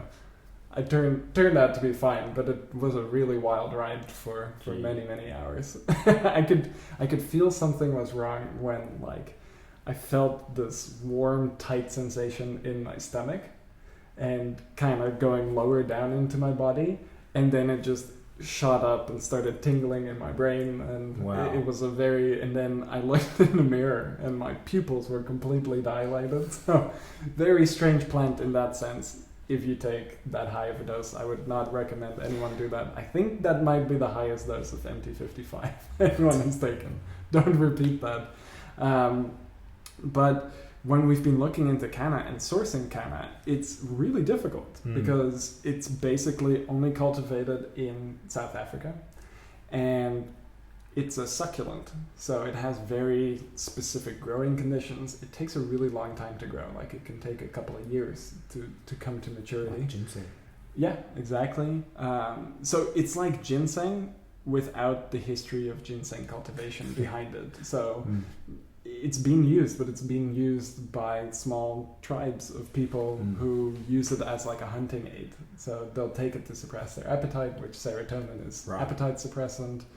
Gives you energy, so if you're going on a long walk and you're hunting, it's good to have something to suppress your appetite and to kind of enhance your cognitive function and mood, and Canna is used for that. But it's isolated to a small country you can only get it from South Africa, and there's basically a handful of companies that have real Silicium tortuosum, and they're quite hard to work with. It takes a long time to get it, so we actually will be releasing a canna relatively soon. We're really excited about that, but it's taken many years of trying to set up relationships with suppliers in South Africa to figure that out. And this is just one plant they have there. Even like, have you ever had rooibos tea? Yeah. It has some cool effects too. Something bush, African bush tea. Honey bush. Tea. Yeah. And that has psychoactive effects as well. Absolutely. That is like it. It's like mellowing or something. Yeah. Yeah. So that's a nice one. And apparently, rooibos that we've drank as a tea, it's been fermented and then it turns red. But you can also use the green rooibos before it has been fermented, and that seems to have some interesting compounds in there too. Really cool. And that's just 2 plants that you don't see being used at all in the supplement industry currently, except, canna obviously is popular. Fadogia is popular now too, but that's 2 African plants. And there's heaps. Hundreds I've of got very heaps. interesting. I've got a range as well that I've like kept an eye out for over the past couple of years. Both from like an aphrodisiac standpoint, they've got a pretty big range. Testosterone, and then also the psychoactive like mood boosting ones. Yeah, and then some sleep ones like the African dream root. Silene capensis or something. So I think there's some very interesting stuff to explore there, including Fadogia. But how do you get these botanical reference materials? And do we get to a point in time where we just have to go there and talk to the people who have been using them traditionally for a long time and document their knowledge and work together with them to figure out what these plants do and how to set up supply chains that benefit both parties, so they're not being exploited by us, because historically that's how it goes. We go and we take Fadogia agrestis away from them, and it becomes the next big thing. You go and you take a coffee plant back to the Netherlands hundreds of years ago, or you go and take what is there, take the knowledge, take the botanical, and then exploit it. So But I think it is a major unexplored territory. I think African herbs and lichens and mosses. I don't think people have explored lichens and mosses enough yet. There's actually some psychedelic compounds in certain lichen species, apparently. Awesome. Yeah. And what about the marine? I mean, that's a whole other underwater compounds like seaweeds and algae. Yeah. Like the Eclonia cava, the brown seaweed. So everyone keeps blowing us up about Eclonia cava. Yeah. Like, every time we do a release, they're like, "Where's the fucking Eclonia cava?" I'm the one talking about Eclonia cava. So we've really been trying to get real Eclonia cava. Again, a botanical reference material apparently is hard to come by. Right. And then the eccles and dieccles that you need to test for. The reference materials are hard to come by and super expensive. But we've kind of got that all lined up. Like, we have this perfect plan for Eclonia cava.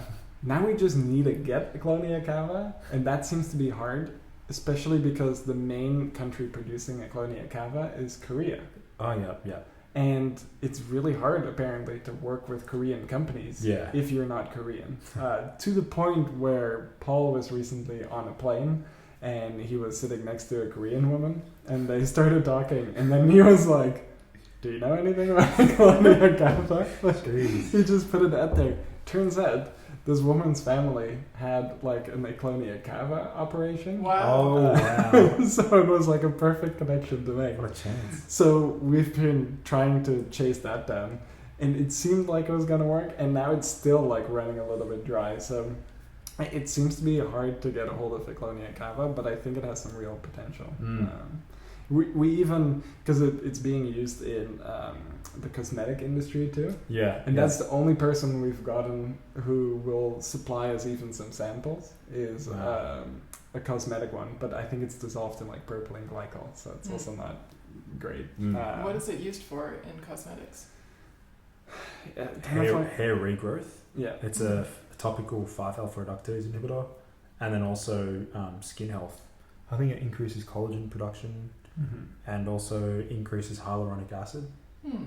Nice. Yeah, the Colonia Cava is like, when I came across it 3-4 years ago, I was like, this is going to be there's a whole like category of research called marine drugs, and there's like a whole awesome database of like all these amazing algae, and like everyone knows about spirulina. Like everyone talks about, or chlorella, spirulina, but there's like thousands of other really cool like things out there. Have you ever played around with fucosanthin?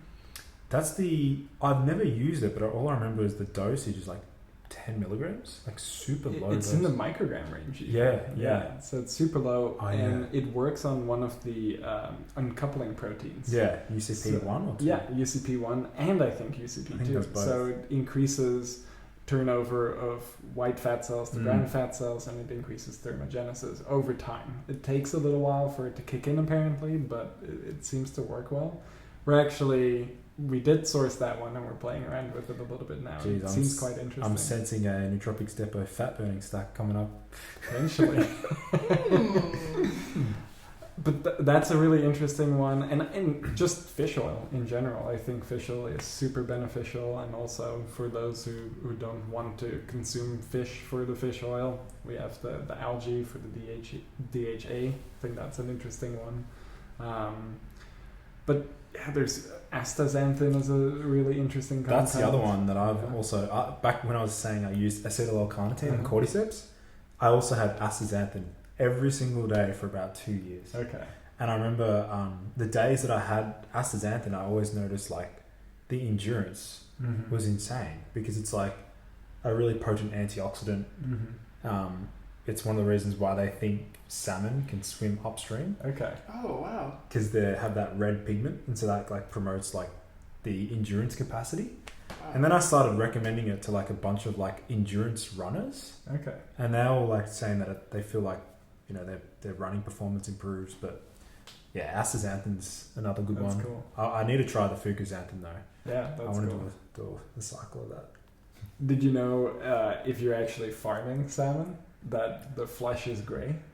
Because it's fake red or something? They're using... They actually give them astaxanthin supplements. Really? But if you don't, because the astaxanthin is coming from, I think it's like algae. Yeah. And they're consuming some of this algae, and then they're getting the astaxanthin, and that's giving the flesh a pink color. If you farm salmon and you don't give them astaxanthin supplements, or basically in the food, they'll get grey. But if you give them astaxanthin... Is that the same with shrimp?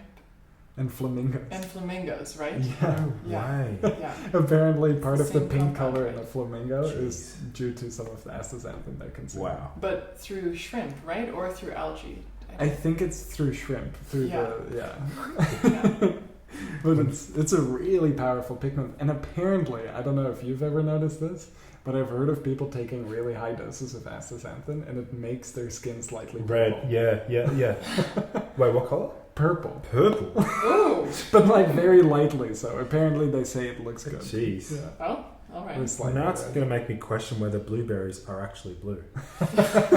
Well, if you add some acid or vinegar to them, they turn red because of the anthocyanins. Oh yeah, and it extract the C3G.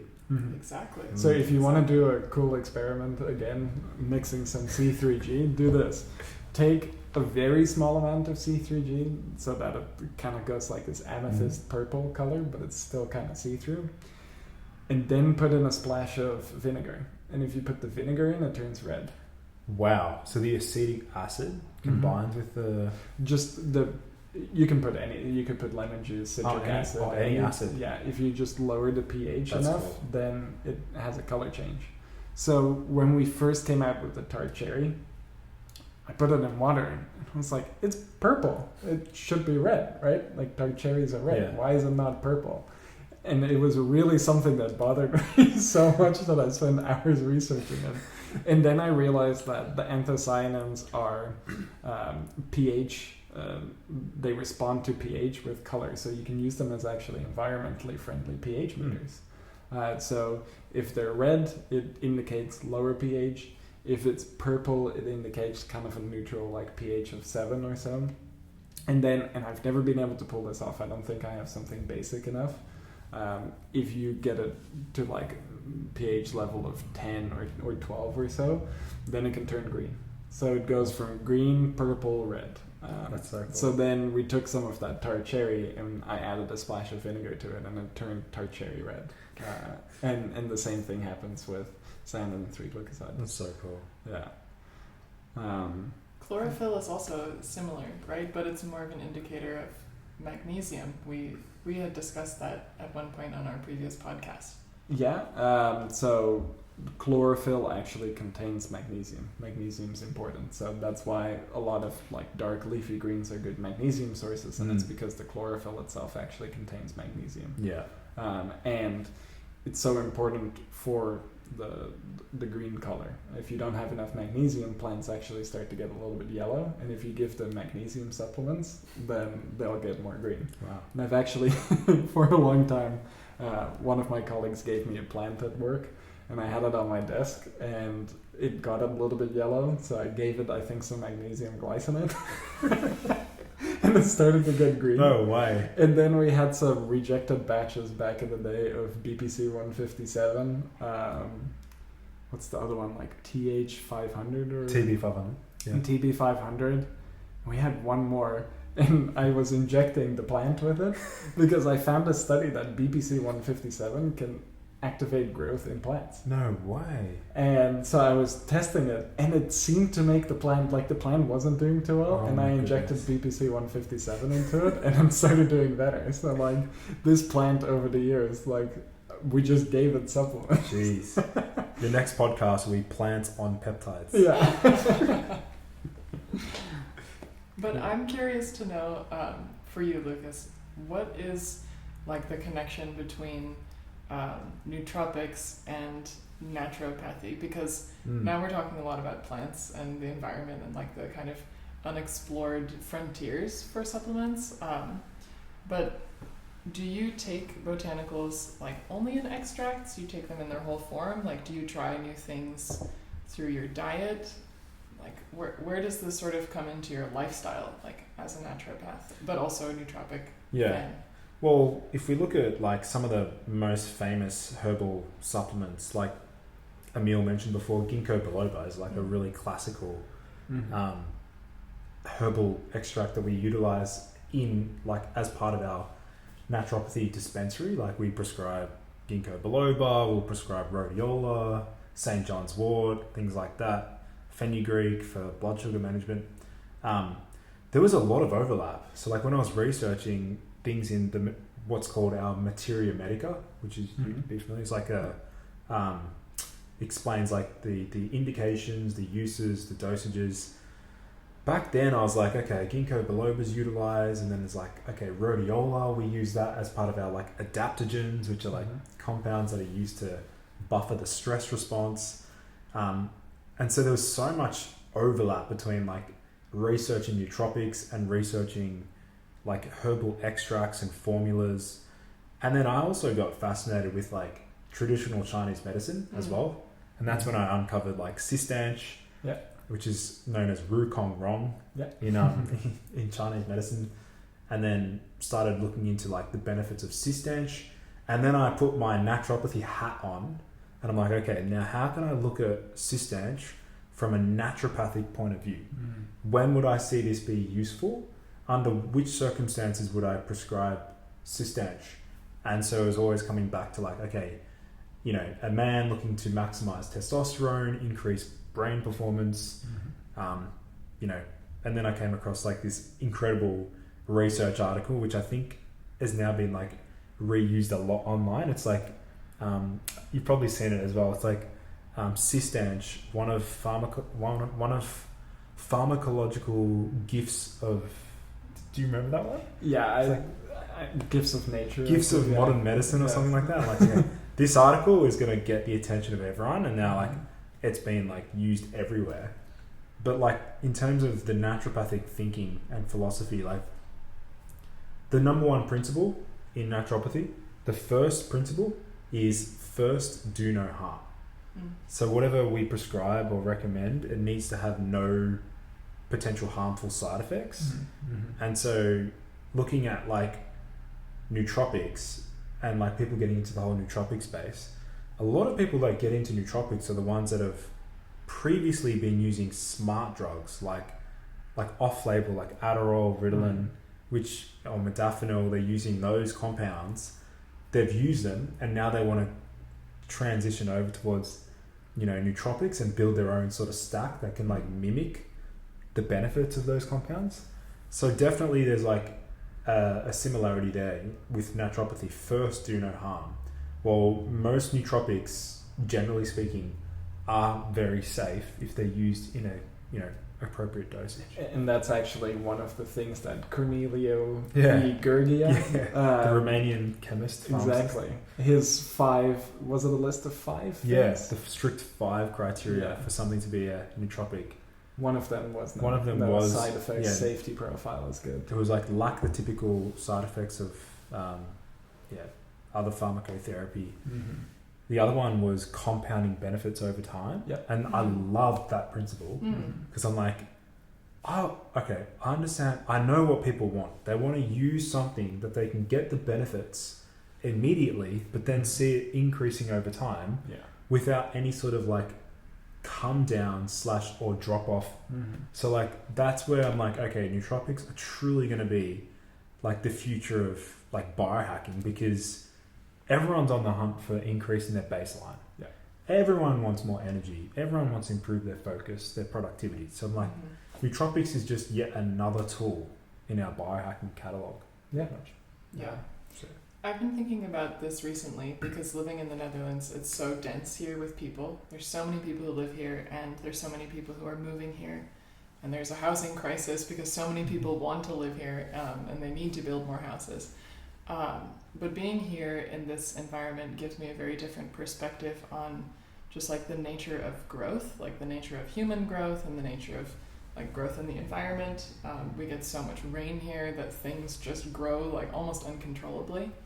But I was thinking about how like the more technology that we create in our world, and the more children we have, and the more life-saving healthcare we have, the more people are just going to be on this earth. But we actually all still have to have jobs, we have to make food, we have to increase our performance as a species in order to continue to thrive, basically. And I think nootropics is a really interesting place where that's really possible. I mean, and it happens because we can use things in nature, we can use technology to help us kind of cope with the extreme circumstances that humans are dealing with nowadays, especially with climate change, especially with like the quality of food going down in general, depleting soil. Like we have to get our needs met somehow, but I think nootropics is kind of a special place where that can happen. And I think sometimes it's accessible to people, it's not always accessible, not everyone has the information available to find this, but I do think because of the internet, it's becoming more widespread, which is very useful. Yeah, and a bit of a funny example maybe, but I'll tie it back in. One of my friends in Canada, he comes from a small town called Vulcan. They actually do also have a Star Trek center there. Oh, wow. But in this small town, like everyone's a farmer. And he grew up on a farm. His parents are farmers. He's dabbled in farming too, and he knows how to farm wheat and things like that. And he was telling me, back in the day, almost everyone knew how to cultivate some type of food, because people were cultivating their own food. Over time, we're starting to lose the ability, lose the knowledge of how to make wheat. And then it goes to big corporate companies who take over, and they produce the wheat for you and then sell it to you.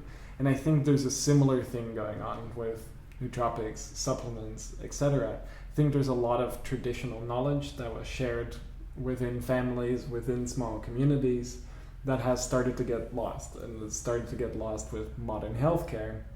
And I think we've always kind of interfaced with botanicals out in the world, because like Erika is saying, you go out in the wild and you find food, and some of that food is mushrooms, especially if you're living in this part of the world. You would have probably been eating a lot of mushrooms, a lot of leafy greens with interesting bioactives in it, and now we're going to a diet of more and more processed stuff, and there's not as many interesting bioactives in there, and we're not drinking as many herbal teas and beer and which has interesting herbs in it, because in the Middle Ages, I mean, we drank a lot of beer, low alcohol more beer. than water. Yeah. And I think if you look, for example, the ferulic acid thing we were saying, our lab director, Jay, he's also big into brewing beer, and we were talking recently about the ferulic acid rest. It's a stage of beer production that increases ferulic acid content, and then the bacteria and yeast that, well, hopefully not bacteria actually. I like to drink the sour beers that have a lot of bacteria in them. But a good beer would just have yeast, but those yeast can take the ferulic acid and turn them into flavor compounds. But it also means that beer would probably have some ferulic acid in there, and would liberate some of the bioactives within the wheat.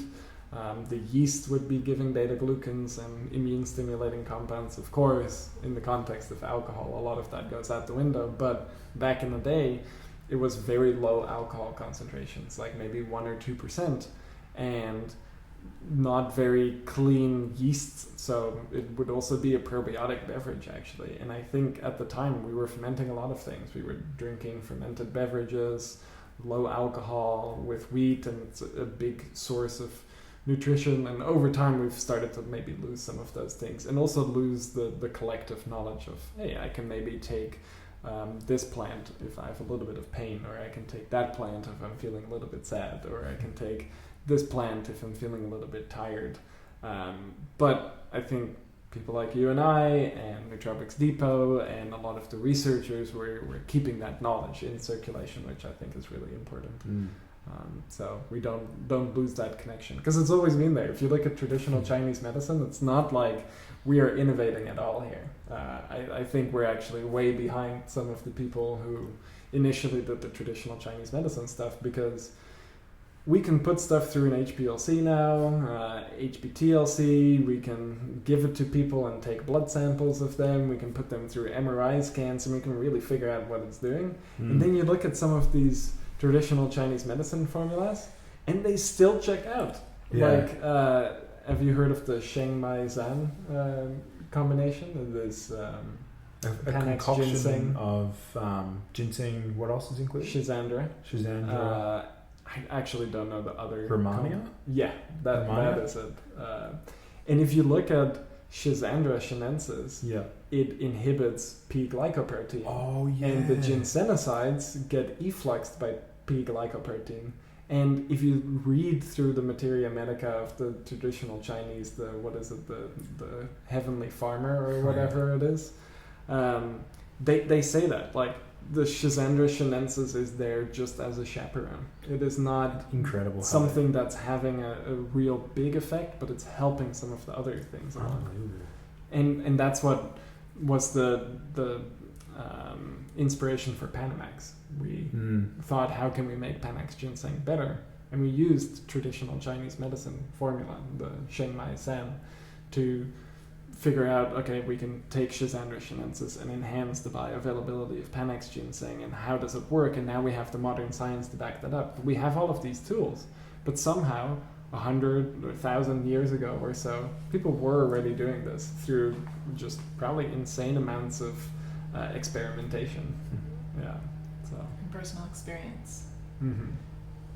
Are you, as a naturopath, are you studied in like traditional Chinese medicine and Ayurveda, or is that kind of a different category?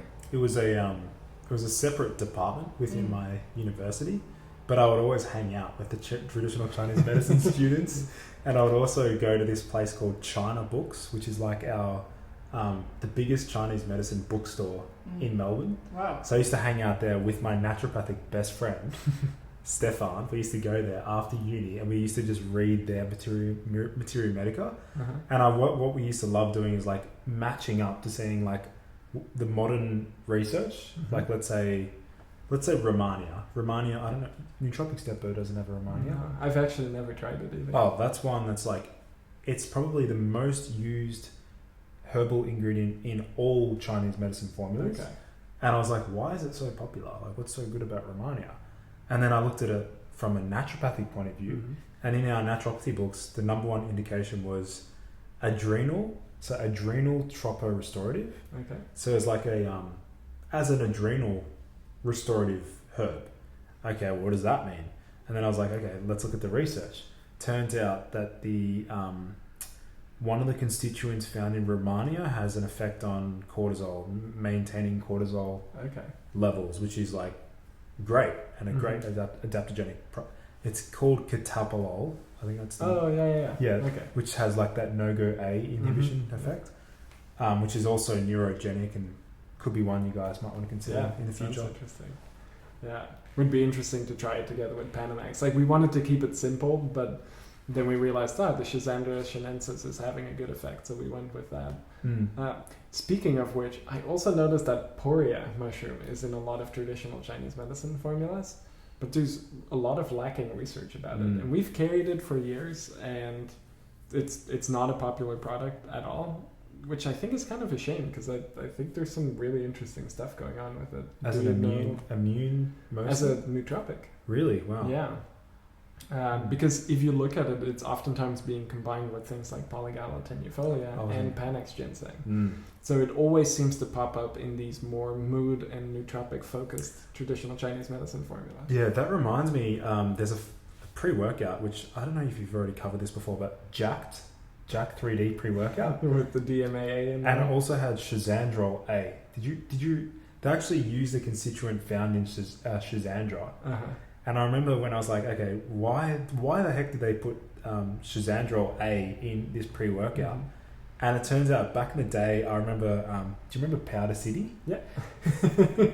So Powder City, were they around before Nootropics Depot? Yeah. I think. So they were selling Shizandra A. And I remember trying Shizandra A pre-workout. I'm like, that's why they included it in there. Because it was actually really stimulating and really good mood booster. I was like, okay, Shizandra A, okay, where's that found? And it turns out it's found in Shizandra.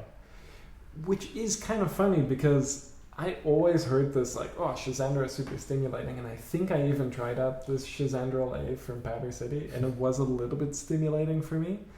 But our Shizandra Chinensis extract isn't that stimulating. It's almost calming. Like it has a very nice mood calming effect to it. And I even tried some Shizandra berries because they actually make a pretty nice tea. You can make a tea, it smells nice, it kind of colors it red. They call it the five flavor fruit. Exactly. Sweet, sour, bitter, pungent. And it definitely has all of those. Yeah. It has all of those. It tastes really good. And I never felt stimulated from the tea or from our extract. And I think that kind of brings up something, especially in a lot of these pre-workouts, especially nowadays. Like there's this other ingredient that you may be familiar with, Eria Jarensis. Oh, is that a stimulant? Like a Maui or something? So it's like a phenethylamine type of thing. Yeah. But the funny thing is, they're selling this as Eria Jarensis, but it's pure N,N-dimethylphenethylamine or something like that, DMPA. Yeah. But the crazy thing is, they're saying it's Eria Jarensis, which is an orchid. But it's not being extracted from Eria Jarensis. It's just a pure synthetic compound. Gee. And that synthetic compound actually could be considered a methamphetamine analog under the Federal Analog Act. Who is selling this? Lots of people. Lots of pre-workout companies. So that's something I'm always surprised by. And then for a while, especially during the DMAA bans, you had, it's dendrobium. Oh, yeah. But dendrobium doesn't, it's just DMAA. What is DMAA? Do you know what it stands for? Dimethyl. Amino something. Amino isobutyramine. I can't remember. It's a stimulant. It's a long... Yeah. Okay. It's really unpleasant, in my opinion. Yeah. I don't know if you... I'm sensitive to that sort of stuff. Like those dirty stimulants. The dirtiest I've had is yohimbine. And that's, that's one I've stayed away from for that reason. Especially after trying DMA, because we used to have it at Naturopath. Jeez. And I took a dose of it, and it really, like, when it kicks in, you feel like you can lift a house. It's super stimulating, but for like an hour and a half, and then it produces the worst crash ever. The worst come like, down. really bad. And this was with very reasonable doses. People who were taking Jack 3D, the original one with DMAA, they were probably taking enormous doses of DMAA. And then DMAA got banned, and then it kind of came back under the guise of dendrobium. And you even see it with this, we sell a dynamine methylliberine. There's nothing wrong with dynamine methylliberine, but for some reason it's oftentimes now being sold as... It's, the TGA in Australia don't like dynamine. Really? Oh, they're ridiculous. That's weird. How ridiculous. That's crazy. And what does TGA stand for? Oh, that's our equivalent of the FDA. Okay. That's the Therapeutic Goods Administration. Oh, okay. Yeah, okay. they are very strict. And they've recently banned dynamine. Really? Yeah. Which is strange. And that might be one of the reasons. It's always kind of been, even through the company that makes the compound solutions, they've said, oh, you can find it in Puchang tea. Oh, yeah. I don't like, maybe you can find trace amounts of it in Puchang tea, but now sometimes you see Puchang tea extract, and it could just be code name for dynamine, or I've recently found out DMAA. So now they're also saying Puchang tea could be DMAA, and you had it with dendrobium and Eria Jarensis, and they're just taking random orchid species, because then the dendrobium one was also an orchid, Eria Jarensis is an orchid. And I had someone tell me about Eria Jarensis recently. They're like, oh, it's a great stimulant. And I'm looking up research. I'm like, it's a fucking orchid. Like, why is this a stimulant? And then I figured out, no, it's just NN-DMPA. So I think we try and be really good about, like, looking at other people's products and seeing if what they sell is actually what they sell.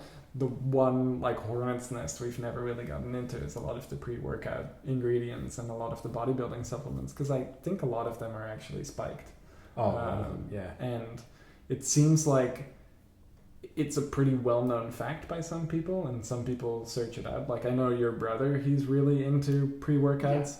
And he took a pre-workout once when he was staying with us, and I'm like, I'm pretty sure you're on an amphetamine, man. Like, this doesn't look normal. Like, your eyes are dilated, you seem really jacked up. Like, I have tried many different stimulant ingredients that are legal, and I've never made someone look like how you look right now. This took Michael to the next level. Yeah. Truly. Far beyond. Yeah. But yeah. It's an interesting industry we are in. Some interesting directions from African botanicals to marine compounds and lichens maybe. So I think there's a lot more to explore. Even the whole fat burning side of things, like the UCP you mentioned, fucoxanthin. There's something that can mimic DNP. That's a sketchy one. Yeah. What is DNP? DNP is right now. Nitrophenol or something? Yeah, is right now the most dangerous fat burning drug on the market, hands down. It overheats the whole body. Oh. Like, and apparently, I know guys that have used it, and they said they had to have, like, the aircon on full blast, the fan on full blast, and like towels, like wet towels over their body to keep cool at night. Oh. They were still overheating. Like, it's one of the most dangerous drugs on the market, but we can learn a lot about its mechanism of action. Yeah. And so there's actually it's called BAM15. I made a video on YouTube talking about it as like it can mimic the effects of DNP without the side effects. Okay. And that's something fucoxanthin does too. Yeah. With the UCP1. And actually, cyanidin 3-glucoside also has an effect on UCP1. So if you start stacking some of those things together, which might be giving something away for the future, you get a really interesting thermogenic effect. Because that's something I've noticed with cyanidin 3-glucoside. I'm now on a single capsule dose, because the 2 capsule dose, especially with trying stuff out like Tribugen, that's also a monoamine oxidase inhibitor, it's just too stimulating. It's over the top. But when I take the normal 2 capsule dose, and I've even tried 4 capsule dose throughout the day, one, it made me really hungry, like we've talked about. But two, it really made me feel warm. And I've heard this from other people, where I genuinely felt super warm all the time. And I'm someone who gets cold pretty easily, especially living in Arizona for the last 6 years, where it gets like 48 degrees Celsius sometimes, and 8 months out of the year it's really hot. I was surprised that here in the Netherlands, I could go out and it was really cold in the winter, and I was wearing a pretty thin jacket, and I was totally fine, and I was taking Sanidin 3 glucoside. And like you weren't taking the Sanidin 3 glucoside at this point. No. And you were wearing much thicker jackets, and Always. I was totally fine. And we're usually pretty matched in terms of cold tolerance. So I think that's probably part of the UCP one. But is maca also used as a fat burning supplement? Because maca definitely has this thermogenic effect that you're talking about. Or is it something different? Is it more just like a cold resistance effect? Because whenever we take maca, especially in the wintertime, like it definitely makes my muscles feel looser, warmer. Like when we go outside and start walking, it just feels more comfortable. Probably has circulatory stimulant effect. Some effects. Is that a similar thing to thermogenic, or is that something completely different? Different. I'd say it's a different pathway. C3G. Yeah, there's possibility that I think C3G would have the blood flow enhancement because it's a vasodilator. Yeah, and it has an effect on enos. Yeah, as well. But the maca powder would probably be like more of a circulatory stimulant. But it's interesting because like a lot of these adaptogens, like rhodiola, they activate heat shock proteins. Yeah. So I wonder if C3G also activates. Yeah, could be heat shock proteins. And it's kind of interesting to put together a stack too. Like we oftentimes talk about, we want to have a stack for metabolic function, or for pain, or for cognitive function, or for mood. But we sometimes don't talk about like, hey, we want a stack to feel cooler in the summer and to feel warmer in the winter. How can you do that? And I think that's kind of an interesting, kind of novel use of supplements where... Novel now, but historically I'm sure that was something that people were doing more out of necessity, right? Of course. In Chinese medicine, they were doing that. With like Rehmannia, that's a cooling herb. Ginseng is like the most overheating herb on the planet. Okay. Like Korean ginseng is like, they actually say it's contraindicated for young men. Because it's so overly like stimulating and just full on, and it's such a, they call it a kidney yang tonic. Okay. Like the Jing, and they've got the yin herbs, which is like Rehmannia, and Buplurum is another one. And then also from a cordyceps is unique because it does both. They say it replenishes both the yin and the yang of the kidney essence. Okay. And they say that it can also restore the prenatal Jing, which is like your prime energy, prime force. And like, it makes sense. Like cordyceps is so like robust in its effects. And that's actually part of what gives Tribugen its unique effect. So I feel like, what has it been now? Like 2-ish hours since we took it? Yeah, 2 hours or so. It's actually, you've just mentioned we took a little quick water break, and you were saying you really liked the effects, which is unique for you. Yeah. Because you sometimes don't react well to some of these stimulating things. But I think cordyceps plays a role there to boost and smooth. Yeah. The Vitexin that's found in the Agnus castus, the actual Vitex. Yeah. Does that would have also that even might have progesterone. Okay. That's tell me more about this. I'm curious. That could be, because I know like there's obviously a gender difference in terms of responses to some of these herbs, and like Vitex is really from a naturopathic point of view. They always, like, not all the time, but most of the time in clinic, I would see the female practitioners working with like female clients who have like issues with like, reproductive cycle, things like that. Vitex is like oftentimes recommended not only for its prolactin inhibiting effects, but also its ability to increase progesterone. So there's possibility that you're responding well to the progesterone increase from the Vitex. And like behaviorally or just like on a holistic level, what would that progesterone be doing then? Like, or socially, like how does that really... Well, progesterone is a powerful way of increasing GABA. Okay. So progesterone is like a very strong GABAergic. Part of the reason why progesterone is helping with the GABAergic side is because it's converting to allopregnenolone through actually the 5-alpha reductase enzyme, which is interesting because tribulus terrestris can boost 5-alpha reductase activity. And I actually really like taking tribulus terrestris together with pregnenolone because pregnenolone is also increasing progesterone a little bit, and then it's potentially shunting more of that production into allopregnenolone, which I think is an interesting compound.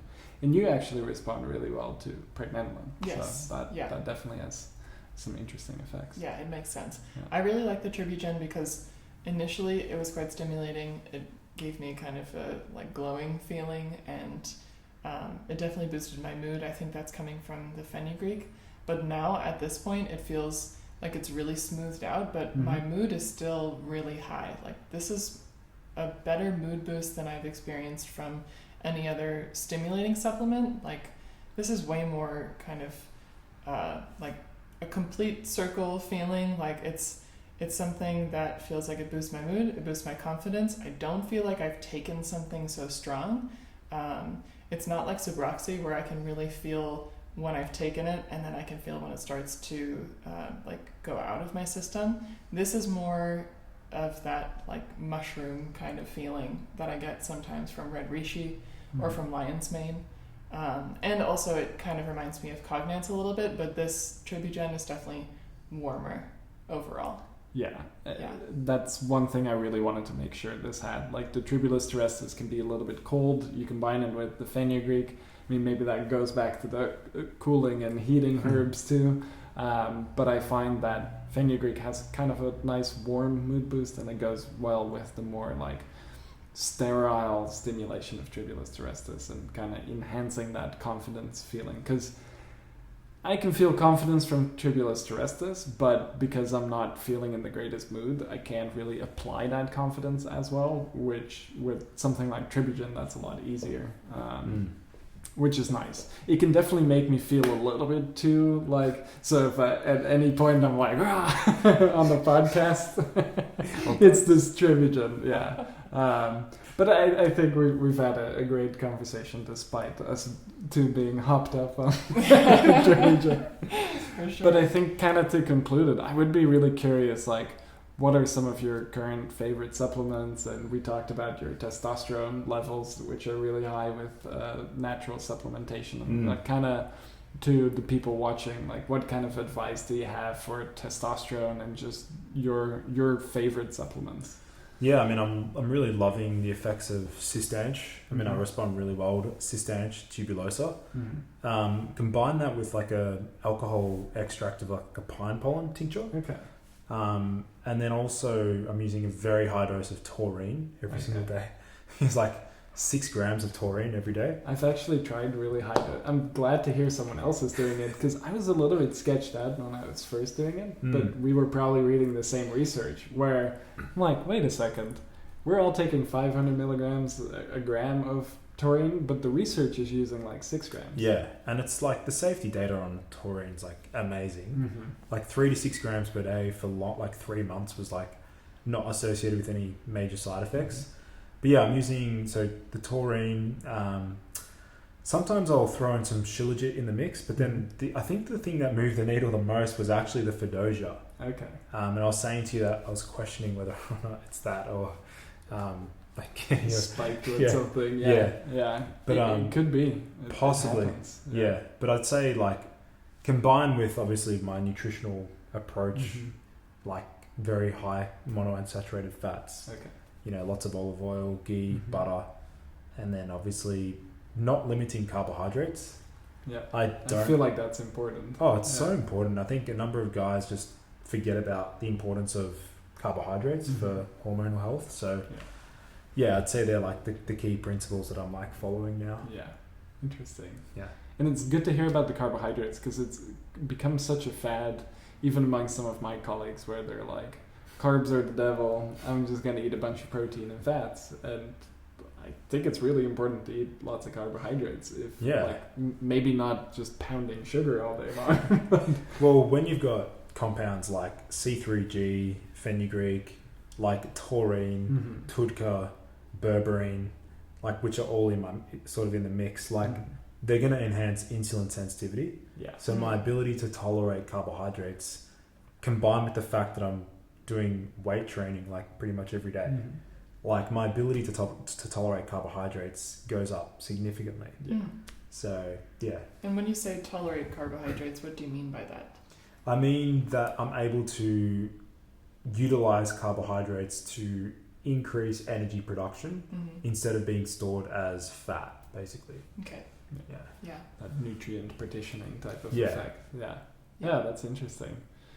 Well, it's been a great chat. Thanks for coming on, and glad to see you in Amsterdam. And good luck at the conference. Absolutely, and really cool that you're going to be discussing Cognance. It's always exciting to know that the products are really making an impact out in the world. So thank you for sharing that. And thanks for chatting with us. It's been really fun. Thanks everyone who's stuck around for the entire episode. This one was a long one.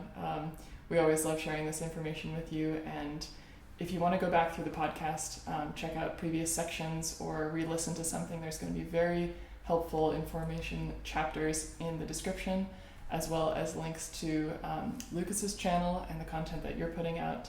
And we will see you next month on In Search of Insight for a new podcast episode, more nootropics to share. Thanks so much. Bye. See ya. See you later.